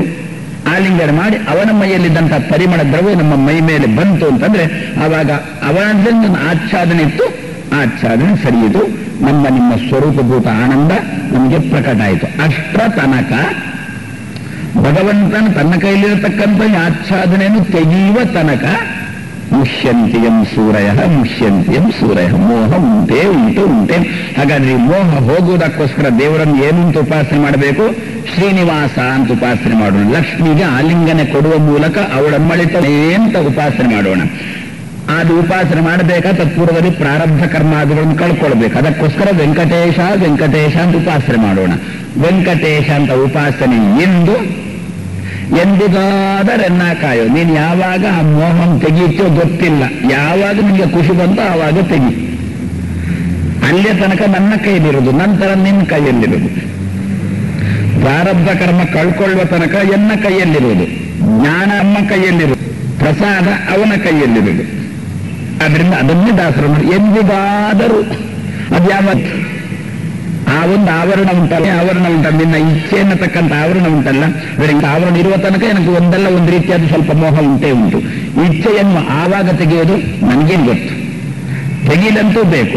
ನಾನಿಷ್ಟೇ ನನ್ನ ಪೂರ್ವಕವಾಗಿ ನಾನು ಸಾಧಾನ ಮಾಡಿ ಪ್ರಾರಬ್ಧ ಕರ್ಮತ್ತೇನೆ ಅದು ವೆಂಕಟೇಶನಾಗಿ ವೆಂಕಟೇಶ ಗಾಯಕಿ ಅದನ್ನು ಕಾಯೋ ಶ್ರೀನಿವಾಸ. ನಿನಗೆ ಚಿತ್ತಕ್ಕೆ ಯಾವಾಗ ಬಂತೋ ಆವಾಗ ವರ್ಣವನ್ನು ತೆಗೆದು ಎನ್ನನ್ನು ಶ್ರೀನಿವಾಸ ಅಂತ ಮಾಡಪ್ಪ. ಶ್ರೀನಿತರಾಮ್ ವಾಸಯತೀತಿ ಶ್ರೀನಿವಾಸ ಅಂತ ಮಾಡು. ಆ ದೃಷ್ಟಿ ವೆಂಕಟ ಮತ್ತೊಂದು ಶ್ರೀನಿವಾಸ ಅಂತ ಉಪಾಸನ ಉದ್ದೇಶದಿಂದಲೇ ಇಂದು ನಿನ್ನ ಮೊರೆಯ ಹೊಕ್ಕೆನು ವೆಂಕಟೇಶನೇ ಎಂದಿಗಾದರೆನ್ನ ಕಾಯು ಶ್ವಾಸನೆ ಅಂತ ದಾಸರು ಹೇಳುವ ಮೂಲಕ ಅಷ್ಟರ ತನಕ ಶ್ರೀನಿವಾಸ ಅಂತ ಉಪಾಸನೆ ಮಾಡುವ ತನಕ ಮುಷ್ಯಂತಿಯಂ ಸೂರಯ. ಒಂದಲ್ಲ ಒಂದು ರೀತಿಯ ಮೋಹ ಉಂಟೇ ಉಂಟು ನಮಗೆ ಎನ್ನುವುದನ್ನು ದಾಸರಿ ಹಾಡಿನ ಮೂಲಕ ತಿಳಿಯ ಹೇಳ್ತಾ, ತೇಜೋವಾರಿ ಮೃದಾನ್ ಯಥಾ ವಿನಿಮಯ. ಸೃಷ್ಟಿ ಭಗವಂತನ ಸೃಷ್ಟಿ. ಯಾವುದನ್ನು ಸೃಷ್ಟಿ ಮಾಡ್ತಾನೆ ಭಗವಂತ ಅದನ್ನ ಆರಂಭದಲ್ಲಿ ಅಂದ್ರಂತೆ ಜನ್ಮ. ಯಾವುದಕ್ಕೆ? ಆದ್ಯಸ್ಯ. ಆದ್ಯಸ್ಯ ಅಂದ್ರೆ ನಿನ್ನೆ ಒಂದು ಕ್ರಮದಲ್ಲಿ ನೋಡಿದೆವು, 4 ಜನ ಆದ್ಯರು, ಅವರ ಸೃಷ್ಟಿ ಅಂತಂದು ನೋಡಿದೆವು. ಇನ್ನೊಂದು ಆದ್ಯಸ್ಯ, ಆದ್ಯ ಶಬ್ದಕ್ಕರ್ಥೆಯನ್ನು ಗೊತ್ತು. ಆ ಕೂಡಿಸು ಅದ್ಯ ಆದ್ಯ, ಸವರ್ಣ ದೀರ್ಘ ಸಂಧಿ ಬಂದು ಆದ್ಯ ಅಂತ ಆಯ್ತು. ಆ ಕೂಡಿಸು ಅದ್ಯ ಆದ್ಯ. ಆದ್ಯ ಅಂದ್ರೆ ಏನು? ಭೋಜ್ಯ ಅಂದ್ರೆ ಏನು? ಖಾದ್ಯ ಅಂದ್ರೆ ಏನು? ಅದ್ಯ ಅಂದ್ರು ಅದೇನೆ. ಅತ್ತುಂ ಯೋಗ್ಯ ಅದ್ಯ, ತಿನ್ನಲಿಕ್ಕೆ ಯೋಗ್ಯವಾದ್ದನ್ನು ಅದ್ಯ ಅಂತ ಕರೆದರು. ಖಾದಿತುಂ ಯೋಗ್ಯ ಖಾದ್ಯ, ಭೋಕ್ತುಂ ಯೋಗ್ಯ ಭೋಜ್ಯ, ಭಕ್ತುಂ ಯೋಗ್ಯ ಭಕ್ಷ್ಯ. ಆಮೇಲೆ ಭಕ್ಷ್ಯ, ಪಾತುಂ ಯೋಗ್ಯ ಪೇಯ. ಹಾಗಾದ್ರೆ ಭಕ್ಷ್ಯ, ಭೋಜ್ಯ, ಲೇಖ್ಯ, ಪೇಯ ಅಂತ ನಮ್ಮಲ್ಲಿ ಶಬ್ದ ಉಂಟು. ಇದೆಲ್ಲ ಏನರ್ಥ? ಯೋಗ್ಯ ಯೋಗ್ಯ ಯೋಗ್ಯ ಯೋಗ್ಯ. ಅದೇ ರೀತಿಯಲ್ಲಿ ಅದ್ಯ ಏನೋ ಮುಂದಿಟ್ಟಿದ್ದಾರೆ. ಮುಂದಿಟ್ಟದ್ದನ್ನು ತಿನ್ನಲಿಕ್ಕೆ ಯೋಗ್ಯನೋ ಅಯೋಗ್ಯನೋ ಅಂತ ವಿಚಾರ ಮಾಡಿದಾಗ ಇದು ಅದ್ಯ. ಅದ್ಯ ಅಂದ್ರೆ ತಿನ್ನಲಿಕ್ಕೆ ಯೋಗ್ಯ. ಆದ್ಯ ಅಂದ್ರೆ ಏನರ್ಥ? ಚೆನ್ನಾಗಿ ತಿನ್ನಲಿಕ್ಕೆ ಯೋಗ್ಯ ಅಂತ ಅರ್ಥ. ಯಾವುದನ್ನು ಭಗವಂತ ಸೃಷ್ಟಿ ಮಾಡಿದ? ಜನ್ಮ ಸೃಷ್ಟಿ ಮಾಡಿದ. ಯಾವುದನ್ನು ಸೃಷ್ಟಿ ಮಾಡಿದ? ಆದ್ಯಸ್ಯ ಜನ್ಮ.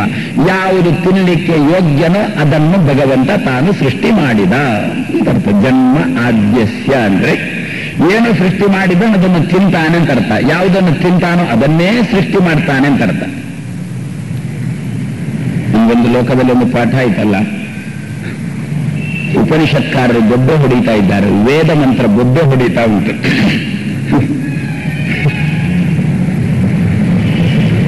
ನ ಸುರಾಂ ಪಿಬೇತ್ ನ ಕಲಂಜಂ ಭಕ್ಷಯೇತ್. ಕಲಂಜ ಅಂದ್ರೆ ಗೊತ್ತಾಯ್ತಲ್ಲ, ಯಾವುದಕ್ಕೋಸ್ಕರ ಒಂದು ಸಂದರ್ಭದಲ್ಲಿ ದೆಹಲಿಯಲ್ಲಿ ಒಂದು ಸರ್ಕಾರ ಬಿದ್ದೋಯಿತು, ಅದನ್ನು ಕಲಂಜ ಅಂತ ಕರೀತಾರೆ.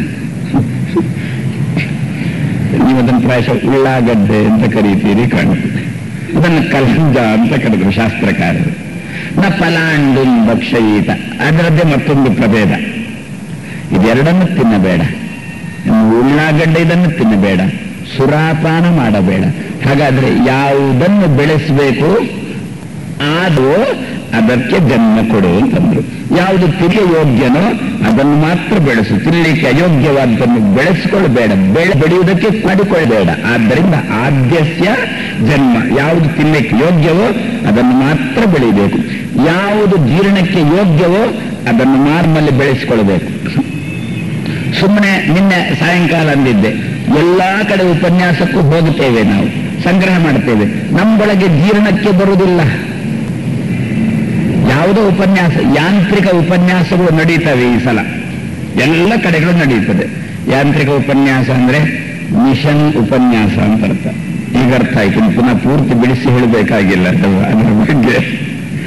ಅಲ್ಲಿಗೂ ನಮ್ಮವರು ತುಂಬಾ ಜನ ಹೋಗುವವರಿದ್ದಾರೆ, ಬಹಳಷ್ಟು ಜನ ಹೋಗ್ತಾರೆ. ಎಷ್ಟು ಚೆನ್ನಾಗಿ ಹೇಳ್ತಾರೆ ಸ್ವಾಮಿ, ಎಷ್ಟು ಚೆನ್ನಾಗಿ ಹೇಳ್ತಾರೆ. ಆಂಗ್ಲ ಭಾಷೆಯಲ್ಲಿ ಒಂದಷ್ಟು ನಿರರ್ಗಳವಾಗಿ ಹೇಳ್ತಾರೆ, ಇದೇ ಚೆನ್ನಾಗಿ ಮತ್ತೇನಿಲ್ಲ. ಇಂಥದ್ದನ್ನೊಳಗೆ ತುಂಬಿಸಿಕೊಳ್ತೇವೆ. ಯಾರು ಒಳ್ಳೆಯ ದೇಹದಲ್ಲಿ ಬಂದಿರತಕ್ಕಂಥ ವ್ಯಕ್ತಿಗಳು, ನಾವು ಒಳ್ಳೆಯ ಹಿನ್ನೆಲೆ ಇಟ್ಟುಕೊಂಡು ಬಂದಿರತಕ್ಕಂಥ ವ್ಯಕ್ತಿಗಳು ನಾವು ಹೋಗ್ತೇವೆ, ವಿಷಯದಲ್ಲಿ ಸಂಗ್ರಹ ಮಾಡ್ತೇವೆ, ಜೀರ್ಣಕ್ಕೆ ಬರುವುದಿಲ್ಲ ಅಂತಾರೆ. ಯಾಕೆ ಜೀರ್ಣಕ್ಕೆ ಬರುವುದಿಲ್ಲ? ನಾನೇ ದೇವರು ಅಂತಲೋ, ನನ್ನಂತೆ ದೇವರು ಅಂತಲೋ ಇಂಥ ವಿಷಯಗಳನ್ನು ಕೇಳಿ ಕೇಳಿ ಕೇಳಿ ಮನೆಗೆ ಬಂದು ವಿಚಾರಕ್ಕೆ ತೊಡಗಿದ್ರೆ ತಲೆ ಬುಡ ಇಲ್ಲ, ಏನಂತ ಗೊತ್ತಾಗುದಿಲ್ಲ. ಅದಕ್ಕಂದ್ರು ಆದ್ಯಸ್ಯ ಜನ್ಮ. ಯಾವ ಜೀರ್ಣಕ್ಕೆ ಬರ್ತದೋ, ಯಾವ ವಿಷಯವನ್ನು ಕೇಳಿದಾಗ ನಿನಗೆ ಗೊಂದಲ ಉಂಟಾಗುವುದಿಲ್ಲೋ ಅಂತ ವಿಷಯಕ್ಕೆ ನಿನ್ನಲ್ಲಿ ಜನ್ಮ ಕೊಡು, ಅಂತ ವಿಷಯವನ್ನು ಸಂಗ್ರಹ ಮಾಡು, ಅಂತ ವಿಷಯದ ಬಗ್ಗೆ ಶ್ರವಣ ಮಾಡು ಎನ್ನುವ ದೃಷ್ಟಿಯಿಂದ ವ್ಯಾಸರಂತ ಇದ್ದಾರೆ. ಆದ್ಯಸ್ಯ ಜನ್ಮ ಅಂದ್ರೆ ನಮ್ಮ ಅನುಭವಕ್ಕೆ ತಂದುಕೋ ಅಂತ ದಾಸರು ಈ ದೃಷ್ಟಿಯಲ್ಲಿ ಒಂದು ಸಂದರ್ಭದಲ್ಲಿ ಮಾತಂದದ್ದು. ಯಾವ ಮಾತು ನಮಗೆ ಜೀರ್ಣಕ್ಕೆ ಬರ್ತದೋ ಅಂತಹ ಮಾತುಗಳನ್ನು ನಮ್ಮಲ್ಲಿ ಬೆಳೆಸಿಕೊಳ್ಳಬೇಕು. ಆದ್ಯಸ್ಯ ಜನ್ಮ ಎನ್ನತಕ್ಕಂಥ ಅಭಿಪ್ರಾಯದಲ್ಲಿ ನೋಡಿದಂತೆ ಸದ್ಯಕ್ಕೆ ಜನ್ಮ ಅಂದ್ರೆ ಅವತಾರ, ಜನ್ಮ ಅಂದ್ರೆ ಕಾಣಿಸಿಕೊಳ್ಳುವುದು. 3 ರೀತಿಯ ಜನ್ಮ ಉಂಟು ಅಂತ ಶಾಸ್ತ್ರಕಾರರಂದ್ರು. ತೇಜೋ ವಿನಿಮಯ, ವಾರಿ ವಿನಿಮಯ, ಮೃದ್ ವಿನಿಮಯ. ತೇಜೋ ವಾರಿ ಮೃದಾಂ ಯಥಾ ವಿನಿಮಯ ಯತ್ರ ತ್ರಿಸರ್ಗೋ ಮೃಷ ಅಂದ್ರು. ತೇಜೋ ವಿನಿಮಯ ಯಾರ ಬಗ್ಗೆ? ಇದು ಭಗವಂತನ ಬಳಿ ತೇಜೋ ವಿನಿಮಯ ಅಂದ್ರು. ಭಗವಂತ ಭೂಮಿಗಿಳಿದು ಬಂದ, ದೇವರು ಬಂದ, ದರೆಗೆ ಬಂದ. ಬಹಳಷ್ಟು ಜನರದ್ದು ಪ್ರಶ್ನೆ, ಬೇರೆ ಮತಗಳಲ್ಲಿ ಇದ್ದಂತೆ ನಮ್ಮ ಮತದಲ್ಲಿ ಪ್ರಶ್ನೆ ಮಾಡ್ತಾರೆ. ಬೇರೆ ಮತದಲ್ಲಿ ಏನು? ದೇವರ ದೂತ ಬಂದ ಅಲ್ಲಿಂದ, ದೇವರು ಅಲ್ಲೇ ಇದ್ದಾನೆ, ದೂತನನ್ನು ಕೊಟ್ಟು ಕಳಿಸಿದ. ಸರಿ, ಅವರಿಗೆ ದೂತನೇ ದೊಡ್ಡವ, ದೇವರ ಬಗ್ಗೆ ಅವರು ತಲೆ ಕೆಡಿಸಿಕೊಳ್ಳುವರಲ್ಲ, ದೂತನ ಬಗ್ಗೆ ಮಾತ್ರ. ನಾವು ದೂತನ ಮೂಲಕ ದೇವರ ಬಗ್ಗೆ ತಲೆ ಕೆಡಿಸಿಕೊಳ್ಳುವ, ಅವರು ದೂತನ ಬಗ್ಗೆನೇ ತಲೆ ಕೆಡಿಸಿಕೊಳ್ಳುವರು. ಅಷ್ಟರಲ್ಲೇ ಮುಗಿದು ಹೋಯಿತು. ದೂತ ಎಷ್ಟು ಬಂದ ಅವರಲ್ಲಿ ಕೇಳಿಬಿಟ್ರೆ ಎಷ್ಟು ಬಂದ ಅಂದ್ರೆ ಅದರಲ್ಲಿ ಎಷ್ಟು ಅಷ್ಟು ಅಂತೇನಿಲ್ಲ, ಪೂರ ಬಂದ ಅಂತಾರೆ. ಆದ್ರೆ ಅಲ್ಲಿ ಖಾಲಿ, ಅಲ್ಲಿಂದ ದೂತ ಪೂರ್ತಿ ಇಳಿದು ಬಂದ ಅಂತಂದ್ರೆ ಅಲ್ಲಿ ದೂತ ಖಾಲಿ. ಅದೇ ರೀತಿಯಲ್ಲಿ ನಮ್ಮಲ್ಲಿ ಕೂಡ ದೇವರು ಅಲ್ಲಿಂದ ಇಲ್ಲಿಗಿಳಿದು ಬಂದ. ಎಷ್ಟು ಬಂದ? ಶೇಕಡ ಎಷ್ಟು ಬಂದ? ಶೇಕಡ ಎಷ್ಟು ಉಳ್ಕೊಂಡ ಅಂತ ಪ್ರಶ್ನೆ ಬಂದ್ರೆ ಅದಕ್ಕೆ ವ್ಯಾಸರು ಕೊಡತಕ್ಕಂಥ ಉತ್ತರ ತೇಜೋ ವಿನಿಮಯ ಅಂತಂದ್ರು. ಬೆಳಕಿನ ವಿನಿಮಯದಂತೆ ದೇವರು ಬಂದ ಅಂದ್ರು. ಬೆಳಕಿನಂತೆ ದೇವರು ಬಂದ, ಬೆಳಕಿನ ವಿನಿಮಯದಂತೆ ದೇವರು ಬಂದ. ಒಂದು ಬೆಳಕು ಎನ್ನುವುದರಿಂದ ತುಂಬಾ ಮುಖದಲ್ಲಿ ತೆರೆಸಿಕೊಳ್ತಾರೆ. ಬೆಳಕಿನಂತೆ ಬಂದ. ಬೆಳಕು ಯಾಕೆ ಬರ್ತದೆ ಸ್ವಾಮಿ? ಬೆಳಕು ಯಾಕೆ ಬರುವುದು ಅಂತಂದ್ರೆ, ಎಲ್ಲಿ ಕತ್ತಲೆ ತುಂಬಿರ್ತದೋ, ತುಂಬಿದ ಕತ್ತಲೆ ಹೋಗಬೇಕು ಅಂತ ಯಾರಿಗೆ ಅಪೇಕ್ಷೆ ಉಂಟು ಅವರಿಗೆ ಬೆಳಕು ಬರ್ತದೆ. ಕತ್ತಲೆ ಅಂದ್ರೆ ಏನು? ಕತ್ತಲೆ ಆದಾಗೆಲ್ಲ ದೇವರು ಬರ್ತಾನೋ? ಅದಕ್ಕಂದ್ರೆ ಕತ್ತಲೆ ಅಂದ್ರೆ ಏನು ಅಂತ ಮೊದಲು ತಿಳ್ಕೊಂಡಾಗ ದೇವರು ಬರ್ತಾನಿಲ್ಲ ಅಂತ ಮತ್ತೆ ವಿಚಾರ ಮಾಡ್ಲಿಕ್ಕಾಗಿ. ಕತ್ತಲೆ ಅಂದ್ರೆ ಏನು? ಹೋಗಬೇಕಾದ ದಾರಿಯ ಬಿಟ್ಟು ಹೋಗಬಾರದ ದಾರಿಯಲ್ಲಿ ಹೋಗುವುದೇ ಕತ್ತಲೆ ಅಂದ್ರೆ. ಇಷ್ಟೇ ತಾನೆ. ರಾತ್ರಿ ಮಲಗಿರ್ತೇವೆ, ದಿಢೀರಂತ 12 ಗಂಟೆಗೆ ಎಚ್ಚರಿಕೆ ಆಯ್ತು, ಎದ್ದೆವು, ಶೌಚಕ್ಕೆ ಹೋಗಬೇಕಾಗಿ ಬಂತು, ಹೊರಟೆವು. ಎಲ್ಲಿ ಹೋಗಬೇಕು? ಬಾಗಿಲಿದ್ದ ಕಡೆ ಹೋಗಬೇಕು, ಗೋಡೆ ಇದ್ದ ಕಡೆ ಹೋದೆವು. ಗೋಡೆಗೆ ತಲೆ ತಾಗಿತು, ಓ ಇದು ದಾರಿ ಅಲ್ಲ ಅಂತ ತಿರುಗಿ ಬಂದೆವು. ಮತ್ತೆ ಯಾವುದು ಬಾಗಿಲು? ಆ ಬಾಗಿಲಲ್ಲಿ ಹೋದೆವು. ಯಾಕೆ ಹಾಗಾಯಿತು? ಹೋಗಬಾರದ ಜಾಗದಲ್ಲಿ ಹೋಗಿ ತಲೆಗೆ ಬಾಗಿ ಗೋಡೆ ಕೊಳ್ಳತಕ್ಕಂಥ ಪ್ರಸಂಗ ಯಾಕೆ ಬಂತು? ಕತ್ತಲೆ ಇದ್ದದ್ದರಿಂದ. ಹಾಗಾದ್ರೆ ಕತ್ತಲೆ ಅಂದ್ರೆ ಏನರ್ಥ? ಹೋಗಬೇಕಾದ ದಾರಿ ಬಿಟ್ಟು ಹೋಗಬಾರದ ದಾರಿಯಲ್ಲಿ ಹೋಗುವುದೇ ಕತ್ತಲೆ ಅಂದ್ರೆ. ಈಗ ನಮ್ದೆಲ್ಲ ಕತ್ತಲೆಯಲ್ಲಿದ್ದೇವೆ ಅಂತಾರೆ ಒಂದು ರೀತಿಯಲ್ಲಿ. ಹೋಗಬೇಕಾದ ದಾರಿ ಒಂದು ಉಂಟು, ಈ ದಾರಿಯಲ್ಲಿ ಹೋಗಬೇಕು, ಬಾಗಿಲು ಇಂಥ ಕಡೆ ಉಂಟು ಅಂತಾರೆ. ದಾರಿ ಯಾವುದಯ್ಯ ಅಂತ ಕೇಳಿದ್ರಂತೆ. ಇವ ಪಾಪ ಗೋಡೆಗೆ ತಲೆ ಬಡ್ಕೊಂಡಾಗಿದೆ, ಹೋಗಬಾರದ ದಾರಿಯಲ್ಲಿ ಹೋಗಿ ಗೋಡೆಗೆ ತಲೆ ಬಡ್ಕೊಂಡಾಗಿದೆ. ಆವಾಗ ಇವನ ಬಾಯಿಂದ ಬಂತು ಉದ್ಗಾರ, ಬಡ್ಕೊಂಡ ಮೇಲೆ ಉದ್ಗಾರ ಬಂತು, ದಾರಿ ಯಾವುದಯ್ಯ? ಆವಾಗ ದಾಸರು ಬಂದು ಇದೇ ದಾರಿಯಯ್ಯ ಅಂತ ತೋರಿಸಿಕೊಟ್ರಂತೆ. ನಿಗಮಗಳೇ ದಾರಿ ಅಂತ ದಾಸರು ತೋರಿಸಿಕೊಟ್ರಂತೆ. ಆದ್ದರಿಂದ ಕಾಣಬಾರದ್ದು ಕಂಡು, ಕಾಣಬೇಕಾದ್ದು ಕಾಣದಿರುವುದು.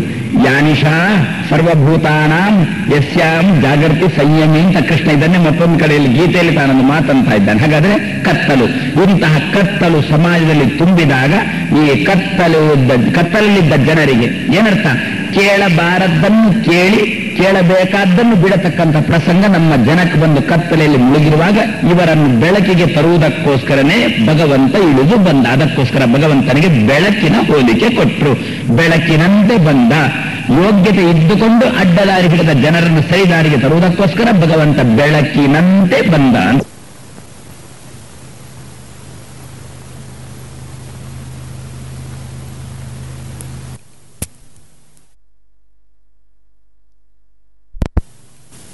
ನಮ್ಮನ್ನು ತೋರಿಸಿಕೊಳ್ಳುವುದಕ್ಕೋಸ್ಕರ ಭಗವಂತ ತಾನಿವರೆಗೂ ಬರ್ತಾನೆ.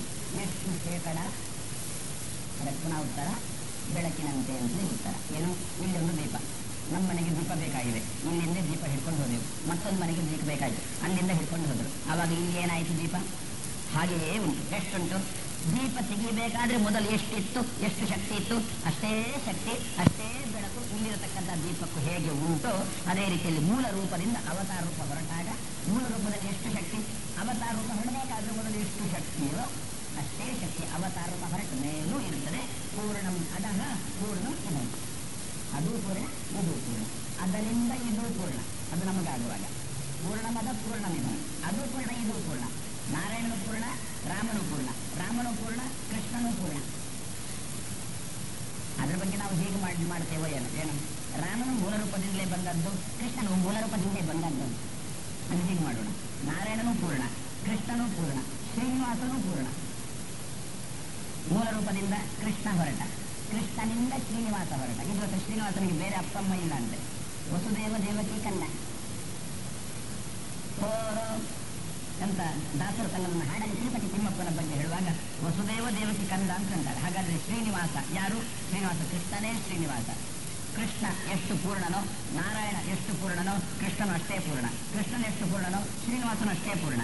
ಇಲ್ಲಿದ್ದ ದೀಪ ಅದು ಮೂಲ ರೂಪದಂತೆ, ಇಲ್ಲಿಂದ ಎನ್ನ ಮನೆಗೆ ಕೊಂಡು ಹೋದ ರೂಪ ಕೃಷ್ಣನಂತೆ, ನನ್ನ ಮನೆಯಿಂದ ಮತ್ತೊಂದು ಮನೆಗೆ ಕೊಂಡು ಹೋದ ದೀಪ ಶ್ರೀನಿವಾಸನಂತೆ. ಆ ದೀಪನೂ ಪೂರ್ಣ, ನನ್ನ ಮನೆಯ ದೀಪನೂ ಪೂರ್ಣ, ಇಲ್ಲಿದ್ದ ದೀಪನೂ ಪೂರ್ಣ. ಪೂರ್ಣ ಪೂರ್ಣ ಪೂರ್ಣ. ಹಾಗಾದರೆ ಪೂರ್ಣದಿಂದ ಪೂರ್ಣ ಹೊರಟಿತು, ಪೂರ್ಣದಿಂದ ಈ ವ್ಯಕ್ತಿ ಪೂರ್ಣತ್ವವನ್ನು ಕಂಡ. ಅದಕ್ಕೋಸ್ಕರ ದೀಪದ ದೃಷ್ಟಾಂತವನ್ನು ಕೊಡ್ತಾ ಇದ್ದಾರೆ ಕೃಷ್ಣನ ಭಗವಂತನಿಗೆ ಶಾಸ್ತ್ರಕಾರರು. ಆ ಪೂರ್ಣ ರೂಪದಿಂದ ಇದು ತನ್ನ ಪೂರ್ಣತ್ವವನ್ನು ಕಂಡುಕೊಂಡಿತು, ತನ್ನ ಪೂರ್ಣತ್ವವನ್ನು ಬೆಳಕಿಗೆ ತಂದುಕೊಂಡಿತು. ಆದ್ದರಿಂದ ತೇಜೋ ವಿನಿಮಯ. ಅಂದರೆ ದೇವರ ಮುಂದೆ ನಿಂತು ಅವನ ಅವತಾರಗಳ ಬಗ್ಗೆ ನಾವು ಚಿತ್ರಣ ಮಾಡುವಾಗ ಏನೊಂದ ಚಿತ್ರಣ ಮಾಡಬೇಕಂತೆ? ತೇಜೋ ವಿನಿಮಯ ನೀನು, ಮೂಲ ರೂಪ ಎನ್ನತಕ್ಕಂಥ ಬೆಳಕಿನಿಂದ ಹೊರಟು ಬಂದಿರುವ ಬೆಳಕೆ ಅಂತ ಚಿಂತನೆ ಮಾಡಿಬಿಟ್ರೆ ಅವಾಗ ನಮಗೂ ಒಂದು ಸ್ವಲ್ಪ ಬೆಳಕನ್ನು ಕೊಟ್ಟು ನಮಗೂ ನಮ್ಮ ಯೋಗ್ಯತಾನುಸಾರ ಪೂರ್ಣತೆಯನ್ನು ಕೊಡ್ತಾನೆ. ಆ ದೃಷ್ಟಿಯಿಂದ ವೇದವ್ಯಾಸದೇವರು ಭಗವಂತನ ಬಗ್ಗೆ ಹೇಳುವಾಗ ತೇಜೋ ವಿನಿಮಯ ಅನ್ನತಕ್ಕಂಥ ಶಬ್ದದಿಂದ ಹೇಳಿ ಭಗವಂತನ ರೂಪವನ್ನು ನಮಗೆ ಕೊಟ್ಟರೆ, ಇನ್ನು ನಮ್ಮ ಸೃಷ್ಟಿ ಇರುವುದು ಮೂರೇ ತಾನೆ. ದೇವರು, ಜೀವ, ಜಡ ಇರುವುದು ಮೂರೇ. ಲಕ್ಷ್ಮಿ ಅವಳನ್ನ ಎಲ್ಲಿ ಸೇರಿಸಬೇಕು? ಎಲ್ಲಿ ಬೇಕಾದರೂ ಸೇರಿಸಿದ್ದಾರೆ. ದೇವರ ಗುಂಪಲ್ಲಿ ಸೇರಿಸ್ತೀರಾ? ಅಡ್ಡಿ ಇಲ್ಲ. ನಮ್ಮ ಗುಂಪಿಗೆ ಸೇರಿಸ್ತೀರಾ? ಬರ್ತಾಳೆ. ಇದು ನಮಗೂ ದೇವರಿಗೂ ಸೇತುವೆ ಅಂತಿರತಕ್ಕಂಥ ಹೆಣ್ಮಗಳು ಪಾಪ ಲಕ್ಷ್ಮಿ ಅಂತಂದು. ಆದ್ರಿಂದ ನಮ್ಮಲ್ಲಿ ಶಾಸ್ತ್ರಕಾರರು ಎಷ್ಟು ಚೆನ್ನಾಗಿ ಕೊಟ್ಟಿದ್ದಾರೆ ಗೊತ್ತಾ? ಏನು? ಊಟ ಮಾಡಿದಂತೆನೂ ಆಗಬೇಕು, ಪಾರಣ ಮಾಡಿದಂತೆನೂ ಆಗಬೇಕು, ಉಪವಾಸ ಇದ್ದಂತೆನೂ ಆಗಬೇಕು. ಪಾರಣನೂ ಆಗಿರಬೇಕು, ಉಪವಾಸನೂ ಇರಬೇಕು. ನೂರಾಸರು ಬರ್ತಾರೆ, ಆದ್ರಿಂದ ಉಪವಾಸ ಇರಲೇಬೇಕು. ಕಾರಣ ಇರುತ್ತದೆ, ಆದ್ರಿಂದ ಪಾರಣನೂ ಆಗಲೇಬೇಕು. ಇರೋದು ಒಂದೇ ಉಪಾಯ. ಏನು? ಅಶನ ಅನಶನ ಎರಡಕ್ಕೂ ಇರುವುದು ಸೇತುವೆ ಅಂತ ಇರತಕ್ಕಂಥದ್ದು ನೀರು. ನೀರು ಅಂದ್ರೆ ನಾರ, ನಾರ ಅಂದ್ರೆ ಲಕ್ಷ್ಮಿ. ನಾರಾಯಣ ಶಾಸ್ತ್ರಕಾರ ಒಂದು ಕಡೆ ಅಂತ ಇದ್ದಾರೆ. ಅದೇ ನಾರ ನೀರು, ನೀರಿಗೆ ಅಭಿಮಾನಿನಿ ಲಕ್ಷ್ಮಿ. ಹಾಗಾದ್ರೆ ನಮ್ಮ ಅಶನ ಅನಶನ ಎರಡಕ್ಕೂ ಸೇತುವೆ ಅಂತ ಇರತಕ್ಕಂಥದ್ದು ನೀರು. ನೀರು ಅಂದ್ರೆ ಲಕ್ಷ್ಮಿ. ಅದೇ ರೀತಿಯಲ್ಲಿ ಅಶನ ಅನಶನ, ಅಶನ ಜೀವರು, ಅನಶನ ಭಗವಂತ. ಯಾಕೆ ನಾವು ಸದಾಕಾಲ ಅಶನದಲ್ಲೇ ಇರುವವರಾದ್ರಿಂದ ಅಶನರು ಅಂದ್ರೆ ಜೀವರು. ಅನಶನ ಎಂದೆಂದೂ ಬೇಡ ಊಟ ಅಂದ್ರೆ ಭಗವಂತ. ಅಶನ ಅನಶನರಿಗೆ ಸೇತುವೆ ಅಂತ ಇರತಕ್ಕಂಥವ್ರು ಲಕ್ಷ್ಮಿ. ಅದರಿಂದ ಲಕ್ಷ್ಮಿಯನ್ನು ಆಚೆ ಸೇರಿಸಿ ಈಚೆ ಬೇಕಾದ್ರೂ ಸೇರಿಸಿ. ಅದರಿಂದ ಇಂತಹ ಅದಿರೋದು ಈಶ, ಜೀವ, ಜಡ ಮೂರರ ಸೃಷ್ಟಿಯನ್ನು ವೇದವ್ಯಾಸದೇವರು ಈಗ ತಾನು ತೆಗೆದುಕೊಂಡಿದ್ದಾರೆ. ಭಗವಂತನ ಸೃಷ್ಟಿ ಶಬ್ದ ಕರ್ತ ಹೇಳಿದ್ರೆ ಬೆಳಕಿನಿಂದ ಬೆಳಕು ಬಂದಂತೆ. ಆ ಬೆಳಕಿಗೂ ಈ ಬೆಳಕಿಗೂ ಸ್ವಲ್ಪನೂ ವ್ಯತ್ಯಾಸ ಇಲ್ಲ. ಸುಡುವಿಕೆಯಲ್ಲಿ ಪ್ರಕಾಶದಲ್ಲಿ ಸ್ವಲ್ಪ ವ್ಯತ್ಯಾಸ ಇಲ್ಲ. ಅಭಿಪ್ರಾಯದಲ್ಲಿ ಬೆಳಕಿನಿಂದ ಬೆಳಕು ಅಂತಾದ್ರೆ ನಮ್ಮ ಸೃಷ್ಟಿ ಹೇಗೆ, ಜೀವರುಗಳ ಸೃಷ್ಟಿ ಹೇಗೆ ಅಂತ ಕೇಳಿದ್ರೆ ವ್ಯಾಸರಂದ್ರು ವಾರಿ ವಿನಿಮಯ ಅಂತಂದು. ವಾರಿ ವಿನಿಮಯ ಅಂದ್ರೆ ನೀರಿನಲ್ಲಿ ನೀರಿದೆ, ಪಾತ್ರದಲ್ಲಿ ನೀರಿಟ್ಟಿರ್ತೇವೆ ಕೆಳಗೆ, ಮೇಲಿನಿಂದ ಸೂರ್ಯ ಇದ್ದಾನೆ, ಸೂರ್ಯನ ಪ್ರತಿಬಿಂಬ ಪಾತ್ರದಲ್ಲಿದ್ದಂತಹ ನೀರಲ್ಲಿ ಸೂರ್ಯನ ಪ್ರತಿಬಿಂಬ ಕಾಣಿಸ್ತದೆ. ಆದರೆ ಪಾತ್ರದಲ್ಲಿ ಇರುವ ನೀರಿನಲ್ಲಿ ಮೇಲಿದ್ದ ಸೂರ್ಯನ ಪ್ರತಿಬಿಂಬ ಹೇಗೆ ಕಾಣಿಸ್ತದೋ ಪ್ರತಿಬಿಂಬಕ್ಕೆ ಸೃಷ್ಟಿಯಾಯಿತು. ಸೂರ್ಯ ಮೇಲೆ ಇರಬೇಕು, ಕೆಳಗೆ ಪಾತ್ರ ಬೇಕು, ಪಾತ್ರದಲ್ಲಿ ನೀರು ಬೇಕು, ಆ ನೀರಲ್ಲಿ ಸೂರ್ಯನ ಪ್ರತಿಬಿಂಬ ಸೃಷ್ಟಿಯಾದಂತೆ ಈ ದಿವಸ ಜೀವರುಗಳ ಸೃಷ್ಟಿ. ಪಾತ್ರ ಯಾವುದು, ನೀರು ಯಾವುದು, ಸೂರ್ಯ ಯಾವುದು? ಸೂರ್ಯ ದೇವರು, ಭಗವಂತನೇ ಸೂರ್ಯ. ಪಾತ್ರ ನಿಮ್ಮ ಶರೀರನೇ ಪಾತ್ರ, ಅದರಲ್ಲಿ ನೀರು. ನಿಮ್ಮ ಕರ್ಮ ಆಚರಣೆಯೇ ನೀರು, ಅದರಲ್ಲಿ ಪ್ರತಿಫಲಿಸುವುದು ಜೀವ. ಯಾರು ಪ್ರತಿಫಲಿಸಿದ? ಭಗವಂತ ಮೇಲಿದ್ದಾನೆ, ಮೇಲಿದ್ದ ಭಗವಂತ ಪ್ರತಿಫಲಿಸಿದ. ಶರೀರ ಪಾತ್ರ, ಹೌದು, ಶರೀರಕ್ಕೆ ಪಾತ್ರ ಅಂತ ಹೆಸರು ನಮಗೆಲ್ಲ ಗೊತ್ತು. ಆದ್ರಿಂದ ಸತ್ ಪಾತ್ರ, ಕೆಟ್ಟ ಪಾತ್ರ ಅಂತೇವೆ. ಸತ್ ಪಾತ್ರದಲ್ಲಿ ದಾನ ಮಾಡಬೇಕು ಅಂದ್ರೆ ಪಾತ್ರ ಆಯ್ತಲ್ಲ, ಶರೀರ ಪಾತ್ರ ಅಂತ ಕರೆದ್ರಲ್ಲ, ಪಾತಿ ಇತಿ ಪಾತ್ರ, ಮತ್ತೇನು ರಕ್ಷಣೆ ಮಾಡ್ತಾ, ಅದರಿಂದ ಪಾತ್ರ. ನೀರು ಯದ್ವಾತದ್ದು ಚೆಲ್ಲಿ ಹೋಗದಂತೆ ಯಾವುದು ರಕ್ಷಣೆ ಮಾಡ್ತೋ ಅದನ್ನು ಪಾತ್ರ ಅಂತ ಕರೆದರು. ಸಂಗ್ರಹ ಮಾಡಿರತಕ್ಕಂತಹ ಪುಣ್ಯ ಯದ್ವಾತದ್ವ ಹೋಗಬಾರದು, ಅದಕ್ಕೋಸ್ಕರ ಉಳಿಸಿಕೊಳ್ಳುವುದಕ್ಕೋಸ್ಕರ ಇದನ್ನು ಪಾತ್ರ ಅಂತ ಕರೆದರು. ಈ ಪಾತ್ರದಲ್ಲಿ ಏನು ಸೇರಿಕೊಂಡಿದೆ? ಕರ್ಮ ಸೇರಿಕೊಂಡಿದೆ. ಈ ಕರ್ಮದಲ್ಲಿ ಯಾರು ಪ್ರತಿಫಲಿಸ್ತಾನೆ? ಮೇಲಿದ್ದಂತಹ ಭಗವಂತ ಪ್ರತಿಫಲಿಸಿದ ಆ ಪ್ರತಿಫಲನ ಪ್ರತಿಬಿಂಬನೆ ಜೀವನಾಗಿ ಕೂತ. ಕರ್ಮವನ್ನು ನೀರು ಅಂತ ಯಾಕೆ ಕರೀಬೇಕು? ನೀರು ಚಂಚಲ, ನಮ್ಮ ಕರ್ಮಾಚರಣೆಯು ಚಂಚಲ ಚಂಚಲ ಚಂಚಲ ಚಂಚಲ. ಒಮ್ಮೆ ಆ ಕರ್ಮ, ಒಮ್ಮೆ ಈ ಕರ್ಮ, ಒಮ್ಮೆ ಹಾಗೆ, ಒಮ್ಮೆ ಹೀಗೆ. ಪಾತ್ರದಲ್ಲೊಮ್ಮೆ ಆ ನೀರು ಹಾಕುವುದು, ಅದನ್ನು ತೆಗೆಯುವುದು, ಈ ನೀರು ಹಾಕುವುದು, ಇದನ್ನು ತೆಗೆಯುವುದು. ಒಂಚೂರು ಗಾಳಿ ಬಂದರೂ ಕೂಡ ನೀರು ಅಲುಗಾಡುವುದು. ಗಾಳಿ ಜೋರಾಗಿ ಬೀಸಿದಂದ್ರೆ ಕರ್ಮ ಎಲ್ಲ ಹೋಯಿತು. ಗಾಳಿ ಜೋರಾಗಿ ಬೀಸುವುದು ಅಂತಂದ್ರೆ ಗಾಳಿ ಮಾತು ಜೋರು ಬೀಸಲಿಕ್ಕೆ ಶುರುವಾದ್ರೆ ನಮ್ಮಲ್ಲಿ ಎಲ್ಲಾ ಕರ್ಮ ಪ್ರಾರಬ್ಧವನ್ನು ಸೇರಿಕೊಂಡು ಎಲ್ಲಾ ಕರ್ಮನೂ ಹೋಯ್ತಲ್ಲ. ಅದೇ ರೀತಿಯಲ್ಲಿ ಬಹಳ ರಭಸವಾಗಿ ಗಾಳಿ ಬೀಸಿತಂದ್ರೆ ಪಾತ್ರ ಸಮುದ್ರದಲ್ಲಿ ನೀರು ನಿಲ್ತದೋ ಯದ್ವಾ ತದ್ವಾ ಹಾರ್ತದೆ ಅಂತಾರಲ್ವ. ನಾವು ದಿವಸ ಬಿರುಗಾಳಿ, ಸುಂಟರ ಗಾಳಿ ಇದನ್ನೆಲ್ಲ ನೋಡುವುದುಂಟು. ಆ ಗಾಳಿಯ ಭಾರಿ ಗಾಳಿ ಬೀಸಿದಾಗ ಏನಾಗ್ತದೆ?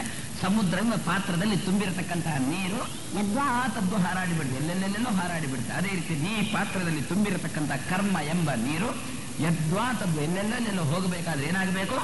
ಗಾಳಿ ರಭಸವಾಗಿ ಬೀಸಬೇಕು. ಈಗ ಬೀಸತಕ್ಕಂಥ ಗಾಳಿ ಸಾಲದು, ಏನೀಗ ಸ್ವಲ್ಪ ಸ್ವಲ್ಪ ಸ್ವಲ್ಪ ಸ್ವಲ್ಪ ಗಾಳಿ ಬೀಸುವುದಷ್ಟೇ, ಏನೋ 4 ಅಕ್ಷರ ಕೇಳುವುದಷ್ಟೇ.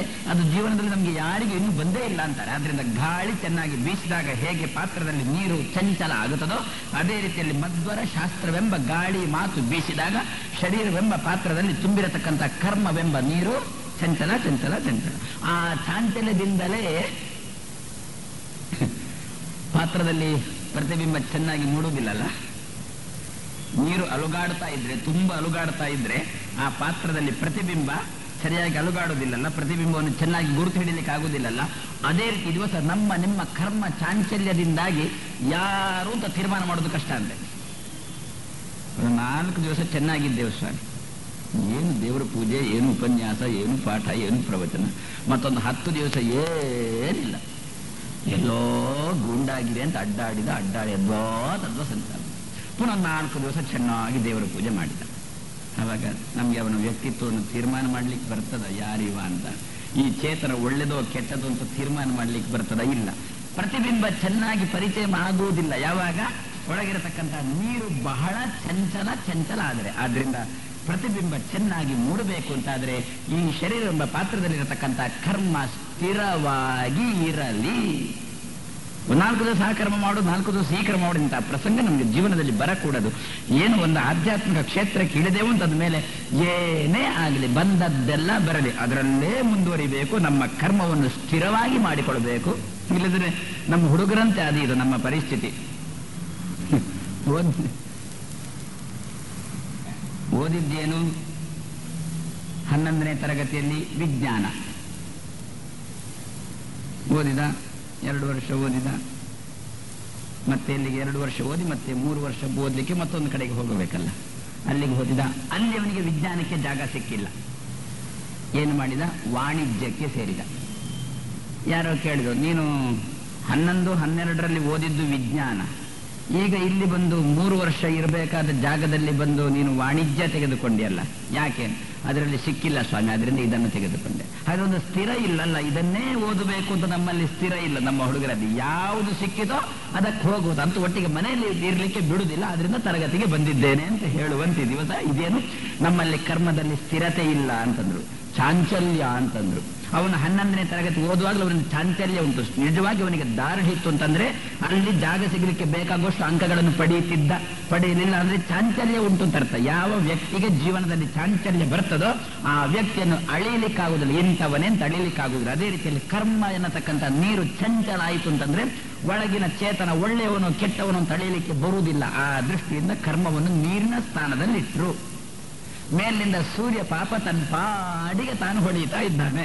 ಅದು ಇಲ್ಲಿ ಚೆನ್ನಾಗಿ ಮೂಡಬೇಕು ಅಂತ ಆದ್ರೆ ನೀರು ಚೆನ್ನಾಗಿರಲಿ. ನೀವು ಸೂರ್ಯನನ್ನು ಚೆನ್ನಾಗಿರ್ಲಿಕ್ಕೆ ಹೋಗೋದು ಬೇಡ, ನಾವು ಸೂರ್ಯನನ್ನು ಚೆನ್ನಾಗಿರ್ಲಿಕ್ಕೆ ಹೋಗೋದು ಬೇಡ. ಸೂರ್ಯ ಚೆನ್ನಾಗೇ ಇದ್ದಾನೆ, ನೀರು ಚೆನ್ನಾಗಿರ್ಲಿ, ನೀರಿನ ಪಾತ್ರ ಚೆನ್ನಾಗಿರಲಿ. ಆವಾಗ ಪ್ರತಿಬಿಂಬ ತನ್ನಿಂತಾನೇ ಚೆನ್ನಾಗಿ ಮೂಡ್ತದೆ, ಪ್ರತಿಬಿಂಬ ಸ್ಥಿರವಾಗಿರ್ತದೆ. ಇದೇ ಪ್ರತಿಬಿಂಬ ಅಂತ ತೀರ್ಮಾನ ಮಾಡ್ಲಿಕ್ಕೆ ಬರ್ತದೆ. ಆ ದೃಷ್ಟಿಯಿಂದ ಶರೀರವೆಂಬ ಪಾತ್ರದಲ್ಲಿ ಕರ್ಮವೆಂಬ ನೀರಿಗೆ ಅನುಗುಣವಾಗಿ ಜೀವರುಗಳ ಸೃಷ್ಟಿ ಪ್ರತಿಬಿಂಬದಂತೆ ಆಗುತ್ತದೆ. ಆದ್ರಿಂದ ಏನು ಚಿಂತನೆ ಮಾಡಬೇಕು?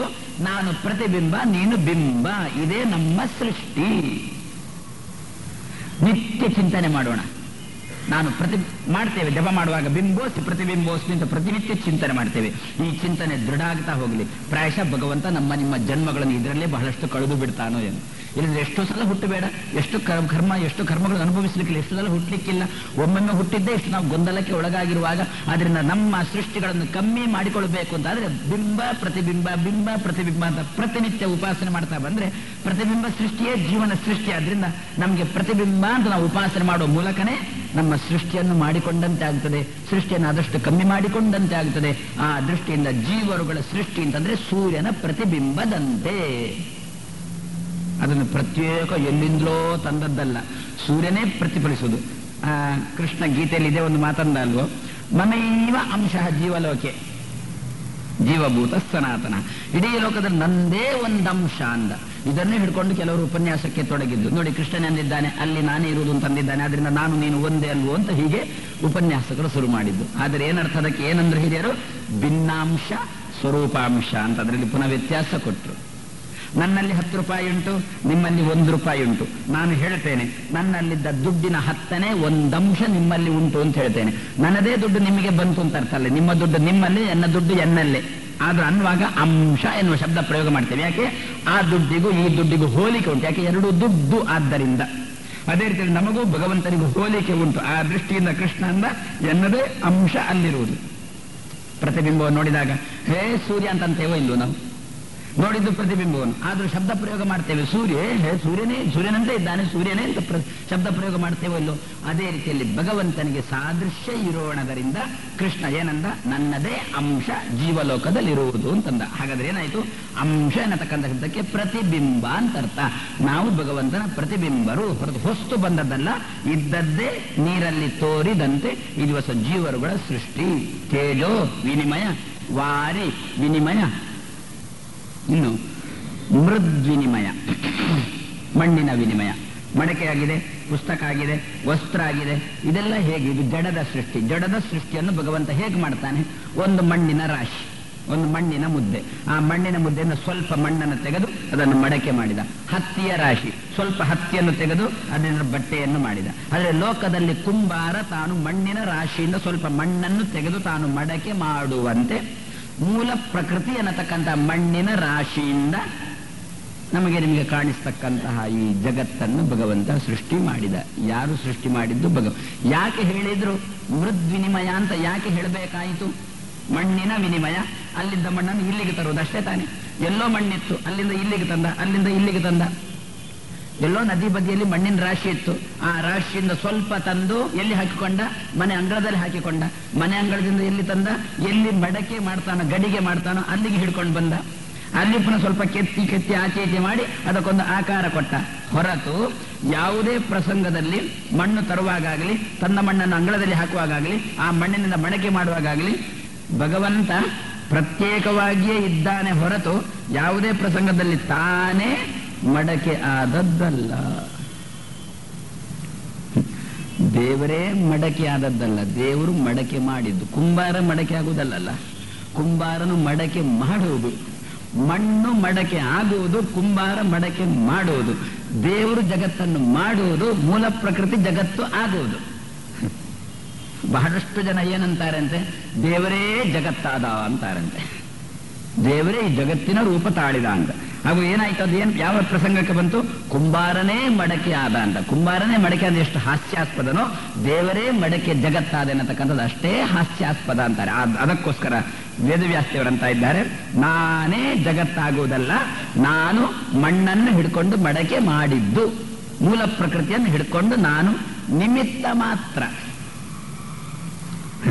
ಅರ್ಜುನನಿಗಂದ, ನೀನು ನಿಮಿತ್ತ ಆಗು, ನಾನೇ ಎಲ್ಲರನ್ನು ಬಡೀತೇನೆ ಅಂತ ಅರ್ಜುನನಿಗಂದ. ಈ ದಿವಸ ಭಗವಂತ ತಾನು ನಿಮಿತ್ತ. ಆದ್ರಿಂದ ಉಪನಿಷತ್ತಂತು ನಮ ಕುಲಾಲೇಭ್ಯ, ನೀನು ದೊಡ್ಡ ಕುಲಾಲ ಅಂತಾರೆ. ನೀನು ಮಡಕೆ ಮಾಡುವ, ಜಗತ್ತೆನ್ನತಕ್ಕಂತಹ ಮಡಕೆಯನ್ನು ಮಾಡಲಿಕ್ಕೆ ಹೊರಟವು ನೀನು ಕುಲಾಲ. ಆದ್ರೆ ಕುಲಾಲ ಮಡಕೆ ಹೇಗೆ ಆಗುವುದಿಲ್ಲವೋ ಅದೇ ರೀತಿಯಲ್ಲಿ ಏನು ತೇಜೋ ವಾರಿ ಮೃತ್, ತೇಜೋ ವಿನಿಮಯ, ವಾರಿ ವಿನಿಮಯ, ಮೃದ್ ವಿನಿಮಯ. ವಿನಿಮಯ ಅಂದ್ರೆ ಆಚೆ ಈಚೆ ಮಾಡುವುದು, ಅದಕ್ಕೆ ಬೇಕಾಗಿದೆ.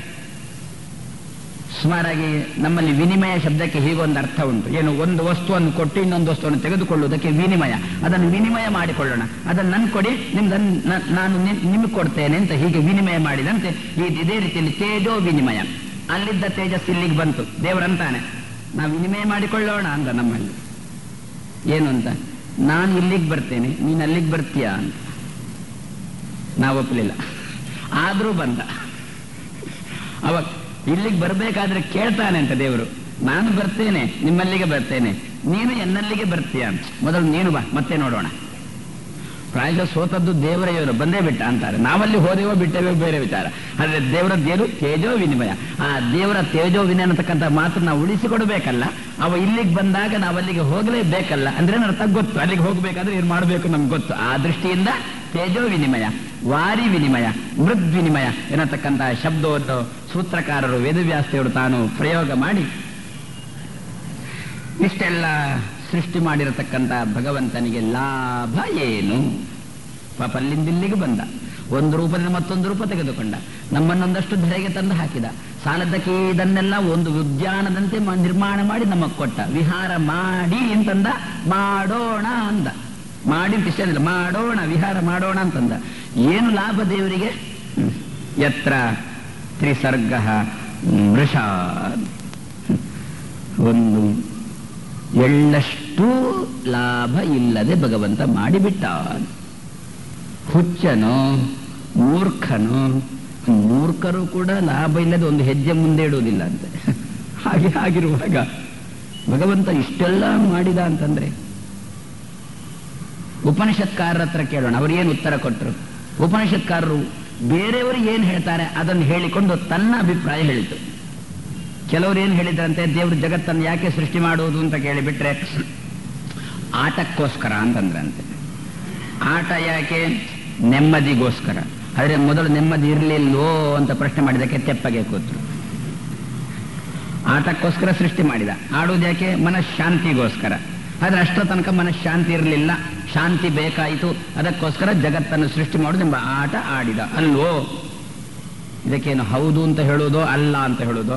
ಹೌದು ಅಂತ ಹೇಳಿಬಿಟ್ರೆ ದೇವರಿಗೆ ಇಷ್ಟ ತನಕ ಮನಃಶಾಂತಿ ಇಲ್ಲ ಅಂತ ಒಪ್ಪಿಕೊಂಡಂತೆ ಆಯ್ತು. ಅಂತ ದೇವರ ತಂಟೆನೇ ಬೇಡ. ನಾವೇ ಮನಃಶಾಂತಿ ಕಳ್ಕೊಂಡವರು ಪುನಃ ದೇವರ ಬಳಿಗೆ ಹೋಗಿ ಏನು ಮಾಡಿಕೊಳ್ಳೋದು? ಆದ್ರಿಂದ ತಂಟೆನೇ ಬೇಡ ಅಂತ ಆದೀತು. ಹಾಗಾದ್ರೆ ದೇವರು ಅಂತಂದ್ರೆ ಯಾವ ನ್ಯೂನತೆ ಇರಕೂಡದಲ್ಲ. ಆದ್ರಿಂದ ಆಟಕ್ಕೋಸ್ಕರ ಕೆಲವರು ಅಂತಾರೆ ಅಂತ ಉಪನಿಷತ್ತು ಹೇಳಿತು. ಕ್ರೀಡೆಗೋಸ್ಕರ ಜಗತ್ತನ್ನು ಸೃಷ್ಟಿ ಮಾಡ್ತಾನೆ ಅಂತ ಕೆಲವರು ಹೇಳ್ತಾರೆ. ಅವಾಗಂತೂ ನಿನ್ನ ಅಭಿಪ್ರಾಯ ಏನು ಅಂತ ಉಪನಿಷತ್ಕಾರರಲ್ಲಿ ಕೇಳಿದ್ರು. ಉಪನಿಷತ್ ಅಂದಿತು ದೇವಸ್ಯ ಏಷಃ ಸ್ವಭಾವ ಅಂತಂದಿತು. ಜಗತ್ತನ್ನು ದೇವರು ಯಾಕೆ ಸೃಷ್ಟಿ ಮಾಡಿದ? ದೇವರ ಸ್ವಭಾವ. ಸ್ವಭಾವ ಅಂತ ಉತ್ತರ ಯಾವಾಗ ಬಂತೋ ಮತ್ತೆ ಪ್ರಶ್ನೆ ಮಾಡುವುದು ಮೂರ್ಖತನ. ನಿಮ್ಮ ಹುಡುಗ ಭಾರಿ ಆಡ್ತಾನೆ ಸರ್. ಹೌದು, ಏನ್ ಮಾಡೋಣ? ತುಂಬಾ ಹೇಳಿದೆ, ಓದು ಓದು ಓದು ಅಂತ ಹೇಳಿದೆ, ಕೇಳುವುದಿಲ್ಲ. ಆದ್ರೂ ಆಡ್ತಾನೆ. ಯಾಕೆ ಆಡ್ತಾನೆ ಅಂತ ಕೇಳಿದ ಪುನಃ ನೆರೆ ಮನೆಯವ. ನಮ್ಗೆ ರೇಗಿ ಹೋಯ್ತು. ನಾವಂದೇವು ಅವನ ಸ್ವಭಾವ ಅಂತ ಅಂದುಬಿಟ್ಟೆ. ಮತ್ತೆ ಪಕ್ಕದ ಮನೆಯ ಪ್ರಶ್ನೆ ಮಾಡಬಾರ್ದು. ಮತ್ತೆ ಪುನಃ ಯಾಕೆ ಆಡ್ತಾನೆ ಅಂತ ಕೇಳಿ ಸ್ವಭಾವ ಅಂತ ಉತ್ತರ ಬಂತೋ ಮತ್ತೆ ಪ್ರಶ್ನೆ ಮಾಡಬಾರ್ದು, ಅದು ಮೂರ್ಖತನ. ಆದ್ರಿಂದ ದೇವಸ್ಯ ಏಷಃ ಸ್ವಭಾವ, ದೇವರು ಜಗತ್ತನ್ನು ಯಾಕೆ ಸೃಷ್ಟಿ ಮಾಡ್ತಾನೆ ಅಂತಂದ್ರೆ ದೇವರ ಸ್ವಭಾವ ಅಂತ ಅಂದುಬಿಟ್ರು ಶಾಸ್ತ್ರಕಾರ. ಇದನ್ನು ವ್ಯಾಸರಾಯರಷ್ಟು ಚೆನ್ನಾಗಿ ಅಂದಿದ್ದಾರೆ ಗೊತ್ತು. ಲೋಕವತ್ತು ಲೀಲಾ ಕೈವಲ್ಯಂ ಅಂತ ಒಂದು ಸೂತ್ರದಲ್ಲಿ ವೇದವ್ಯಾಸರು ಹೇಳಿಬಿಟ್ರು. ಅದನ್ನು ವ್ಯಾಸರಾಯರು ತಾನು ವಿವರಿಸಿಕೊಂಡು ಬಂದರು. ದೇವರು ಜಗತ್ತನ್ನು ಯಾಕೆ ಸೃಷ್ಟಿ ಮಾಡ್ತಾನೆ ಅಂತ ಪ್ರಶ್ನೆ. ದೇವರದ್ದು ಸ್ವಭಾವ ಸ್ವಾಮಿ ಅಲ್ಲ, ಆದರೂ ಅಂತ ತಲೆ ತುರಿಸಿದ. ಸ್ವಭಾವ ಅಂತ ಹೇಳ್ತೀರಿ, ಆದ್ರೂ ನಮ್ಗೆ ಸಮಾಧಾನ ಆಗ್ತಾ ಇಲ್ಲ. ಅದಕ್ಕೆ ವ್ಯಾಸರಾಯರಂದ್ರು, ನೋಡಪ್ಪ, ಉಪನ್ಯಾಸಕಾರರದ್ದು ಒಂದು ಸ್ವಭಾವ ಇರುತ್ತದೆ. ಉಪನ್ಯಾಸ ಮಾಡುವಾಗ ಯಾರು ಕೈ ಕಟ್ಟಿಕೊಂಡು ಯಾರು ಉಪನ್ಯಾಸ ಮಾಡೋದು ಅಂತಿಲ್ಲ. ಮತ್ತೆ ಕೈಯನ್ನು ಆಚೆ ಮಾಡೋದು, ಈಚೆ ಮಾಡೋದು, ಆ ದೇವರು ನಮ್ಮನ್ನು ರಕ್ಷಣೆ ಮಾಡಬೇಕು ಅಂತ ಹೀಗೆ ತೋರಿಸುವುದು. ಹಾಗೆ ಕೈಯೇ ತೋರಿಸದೆ ಕೈ ಕಟ್ಟಿಕೊಂಡು ಕೂತು ಉಪನ್ಯಾಸ ಮಾಡಿದರೆ ನಿಮ್ಗೆ ಅರ್ಥ ಆಗೋದಿಲ್ವಾ? ದೇವರು ನಮ್ಮನ್ನೆಲ್ಲ ರಕ್ಷಣೆ ಮಾಡಬೇಕು ನಾನೀಗ ಇಷ್ಟೇ ಅಂದೆ, ಕೈ ಕಟ್ಟಿ ಕೂತ್ಕೊಂಡಂತೆ. ನಿಮ್ಗೆ ಅರ್ಥ ಆಗಲಿಲ್ವಾ? ಅದು ಬಿಟ್ಟು ನಾನು ದೇವರು ಅಂತಂದಾಗ ಹೀಗೆ ಮಾಡಿ ನಿಮ್ಮನ್ನೆಲ್ಲ ಅಂತ ಹೀಗೆ ಮಾಡಿ ರಕ್ಷಣೆ ಮಾಡಬೇಕು ಅಂತ ಹೀಗೆ ಯಾಕೆ ಮಾಡುದು? ಸ್ವಭಾವ. ಕೈ ಆಚೆ ಈಚೆ ಮಾಡದೆ ಉಪನ್ಯಾಸ ಮಾಡಿದ್ರೆ ಅರ್ಥ ಆಗ್ತದೋ ಇಲ್ವೋ? ಅರ್ಥ ಆಗ್ತದೆ. ಆದ್ರೂ ಕೂಡ ಏನಂತೇನೆ, ನಾನು ನಿಮಗೆ ಕೈ ತೋರಿಸಿದ್ರೆ ನಿಮಗೆ ಅಂತ ನಿಮ್ಗೆ ಅರ್ಥ ಆಗೋದಿಲ್ವಾ? ನಾನು ನನ್ನನ್ನು ತೋರಿಸದೆ ಹೇಳಿಬಿಟ್ರೆ ನಿಮ್ಗೆ ಅರ್ಥ ಆಗೋದಿಲ್ವಾ? ಆಗುತ್ತದೆ. ಆದ್ರೂ ಕೂಡ ನಾನು ಅಂತಂದಾಗ ನನ್ನನ್ನು, ನೀವು ಅಂತಂದಾಗ ನಿಮ್ಮನ್ನು, ಹೀಗೆ ಕೈಯಿಂದ ತೋರಿಸಿ ಹೇಳುವುದು ಏನಾಗಿದೆ? ಉಪನ್ಯಾಸಕಾರರ ಸ್ವಭಾವ. ಅದೇ ರೀತಿಯಲ್ಲಿ ಸ್ವಭಾವ ಅಂತ ಆದ್ಮೇಲೆ ಹೇಗೆ ಅದರಲ್ಲಿ ಪ್ರಶ್ನೆ ಮಾಡಕೂಡದು, ಅದೇ ರೀತಿಯಲ್ಲಿ ಭಗವಂತ ಜಗತ್ತನ್ನು ಯಾಕೆ ಸೃಷ್ಟಿ ಮಾಡ್ತಾನೆ ಅಂತ ಕೇಳ್ತೀರಾ? ದೇವಸ್ಯ ಏಷಃ ಸ್ವಭಾವ, ದೇವರದ್ದು ಸ್ವಭಾವ ಅಂತಂದು ಬಿಡಿ, ಒಳ್ಳೆ ಸಮಾಧಾನ. ಹಾಗಾದ್ರೆ ದೇವರ ಸ್ವಭಾವ ಪ್ರಕಟ ಆಯ್ತಲ್ಲ. ಈ ಜಗತ್ತನ್ನು ನೋಡುವ ಮೂಲಕ, ಈ ಸೃಷ್ಟಿಯನ್ನು ನೋಡುವ ಮೂಲಕ ನಾವು ಮಾಡಿದ್ದೇನು? ದೇವರ ಸ್ವಭಾವ ಅಂತ ತಿಳ್ಕೊಂಡದ್ದಲ್ವೋ? ಹೇಳಿದ್ಯಾಕೆ ಗೊತ್ತು? ಈಗ ದೇವರ ಸ್ವಭಾವ ಗೊತ್ತಾಯ್ತಲ್ಲ. ದೇವರ ಸ್ವಭಾವ ಗೊತ್ತಾಗಿ ನಮ್ಗೇನಾಗಬೇಕು? ನಮ್ಗೆ ನಮ್ಮ ಸ್ವಭಾವ ಗೊತ್ತಾಗ್ಬೇಕು ಅಲ್ವೋ? ಅದ್ರೆ ಅವನ ಸ್ವಭಾವ ತಿಳ್ಕೊಳ್ಳಿ, ಆವಾಗ ನಮ್ಮ ಸ್ವಭಾವ ಗೊತ್ತಾಗ್ತದೆ. ಇಷ್ಟ ತನಕ ನಮ್ಮ ಸ್ವಭಾವ ಏನು ಅಂತ ಗೊತ್ತಾಗಿಲ್ಲಲ್ಲ. ಸ್ವಭಾವ ಅಂದ್ರೂ ಸ್ವರೂಪ ಅಂದ್ರೂ ಒಂದೇ. ನಮ್ಮ ಸ್ವಭಾವ ಏನು ಅಂತ ಸ್ವಭಾವ, ಸ್ವರೂಪ ಗೊತ್ತಾಗಿಲ್ಲಲ್ಲ. ಗೊತ್ತಾಗಬೇಕು. ದೇವರ ಸ್ವಭಾವ ತಿಳ್ಕೊಳ್ಳಿಕ್ಕೆ ಹೋಗೋಣ. ಏನು ಅಂತ? ಜಗತ್ತನ್ನು ಸೃಷ್ಟಿ ಮಾಡುವುದು ದೇವರ ಸ್ವಭಾವ ಅಂತ ತಿಳ್ಕೊಳ್ಳೋಣ.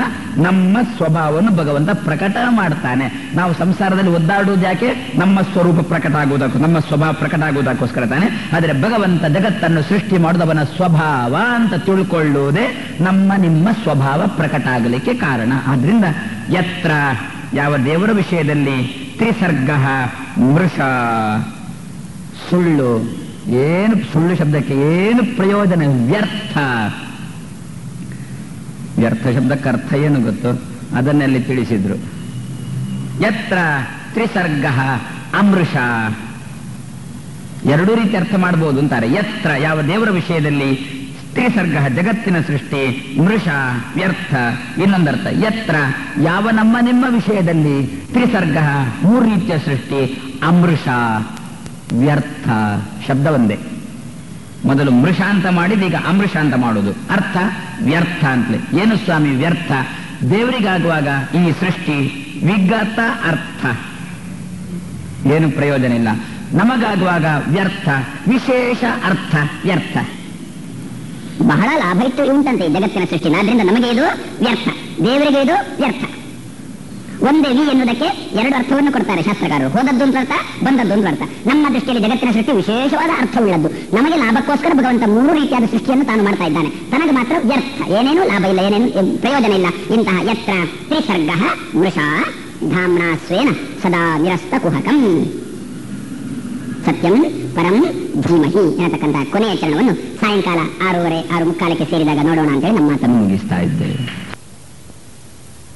ಸ್ತುತ್ಯ ವಿರಕ್ತ್ಯ ಭಜದಮಲ ಜನ ಔನ್ನತ್ಯ ಭೂತ್ಯರ್ಪಕಾಯ ಕ್ಷಿತ್ಯಾಂ ಅತ್ಯಲ್ಪ ಭೃತ್ಯೇಷ್ವಪಿ ಕುಜನಕೃತ ಔದ್ಧತ್ಯ ಭೂತ್ಯಾಜಕಾಯ ಕರ್ತ್ರೇ ಧರ್ತ್ರೇತ ಹರ್ತ್ರೇ ಹಯ ಮುಖಹರಯೇ ಅಮುತ್ರ ಪಾತ್ರೇ ನಮಸ್ತೆ ತಸ್ಮೈ ಕಸ್ಮೈಚಿದಸ್ಮನ್ ಮನಸಿ ಧೃತಕಥಾ ವಿಸ್ಮೃತೌ ಸ್ಮಾರಕಾಯ ಭವತಿ ಯದನುಭಾವಾತ್ ಏಡಮೂಕೋಪಿ ವಾಗ್ಮೀ ಜಡಮತಿರಪಿ ಜಂತುರ್ಜಾಯತೆ ಪ್ರಾಜ್ಞಮೌಲಿಃ ಸಕಲ ವಚನಚೇತೋ ದೇವತಾ ಭಾರತೀ ಸಾ ಮಮ ವಚಸಿ ನಿಧತ್ತಾಂ ಸನ್ನಿಧಿಂ ಮಾನಸೇ ಚ ತಪೋ ವಿದ್ಯಾ ವಿರಕ್ತ್ಯಾದಿ ಸದ್ಗುಣೌಘಾಕರಾನಹಂ ವಾದಿರಾಜ ಗುರೂನ್ ವಂದೇ ಹಯಗ್ರೀವ ಪದಾಶ್ರಯಾನ್ ಪೂಜ್ಯಾಯ ರಾಘವೇಂದ್ರಾಯ ಸತ್ಯಧರ್ಮರತಾಯ ಚ ಭಜತಾಂ ಕಲ್ಪವೃಕ್ಷಾಯ ನಮತಾಂ ಕಾಮಧೇನವೇ ದ್ವಾದಶಾಪಿ ಚ ವರ್ಷಾಣಿ ಮಂದೋಹಂ ಯೇನ ಪಾಠಿತಃ ತಸ್ಮೈ ವಿದ್ಯಾದಿಮಾನ್ಯಾಯ ನಮಸ್ತೆ ಶಾಂತರೂಪಿಣೆ. ಶ್ರೀ ಗುರುಭ್ಯೋ ನಮಃ. ಜನ್ಮ ಆದ್ಯಸ್ಯ ಯತಃ ಅನ್ವಯಾತ್ ಇತರತಶ್ಚ ಅರ್ಥೇಷು ಅಭಿಜ್ಞಃ ಸ್ವರಾಟ್ ತೇನೇ ಬ್ರಹ್ಮ ಹೃದಯ ಆದಿಕವಯೇ ಮುಹ್ಯಂತಿ ಯಂ ಸೂರಯಃ ತೇಜೋವಾರಿ ಮೃದಾಂ ಯಥಾ ವಿನಿಮಯಃ ಯತ್ರ ತ್ರಿಸರ್ಗೋ ಮೃಷಾ ಧಾಮ್ನಾ ಸ್ವೇನ ಸದಾ ನಿರಸ್ತ ಕುಹಕಂ ಸತ್ಯಂ ಪರಂ ಧೀಮಹಿ. ಶ್ರೀ ಗುರುಭ್ಯೋ ನಮಃ.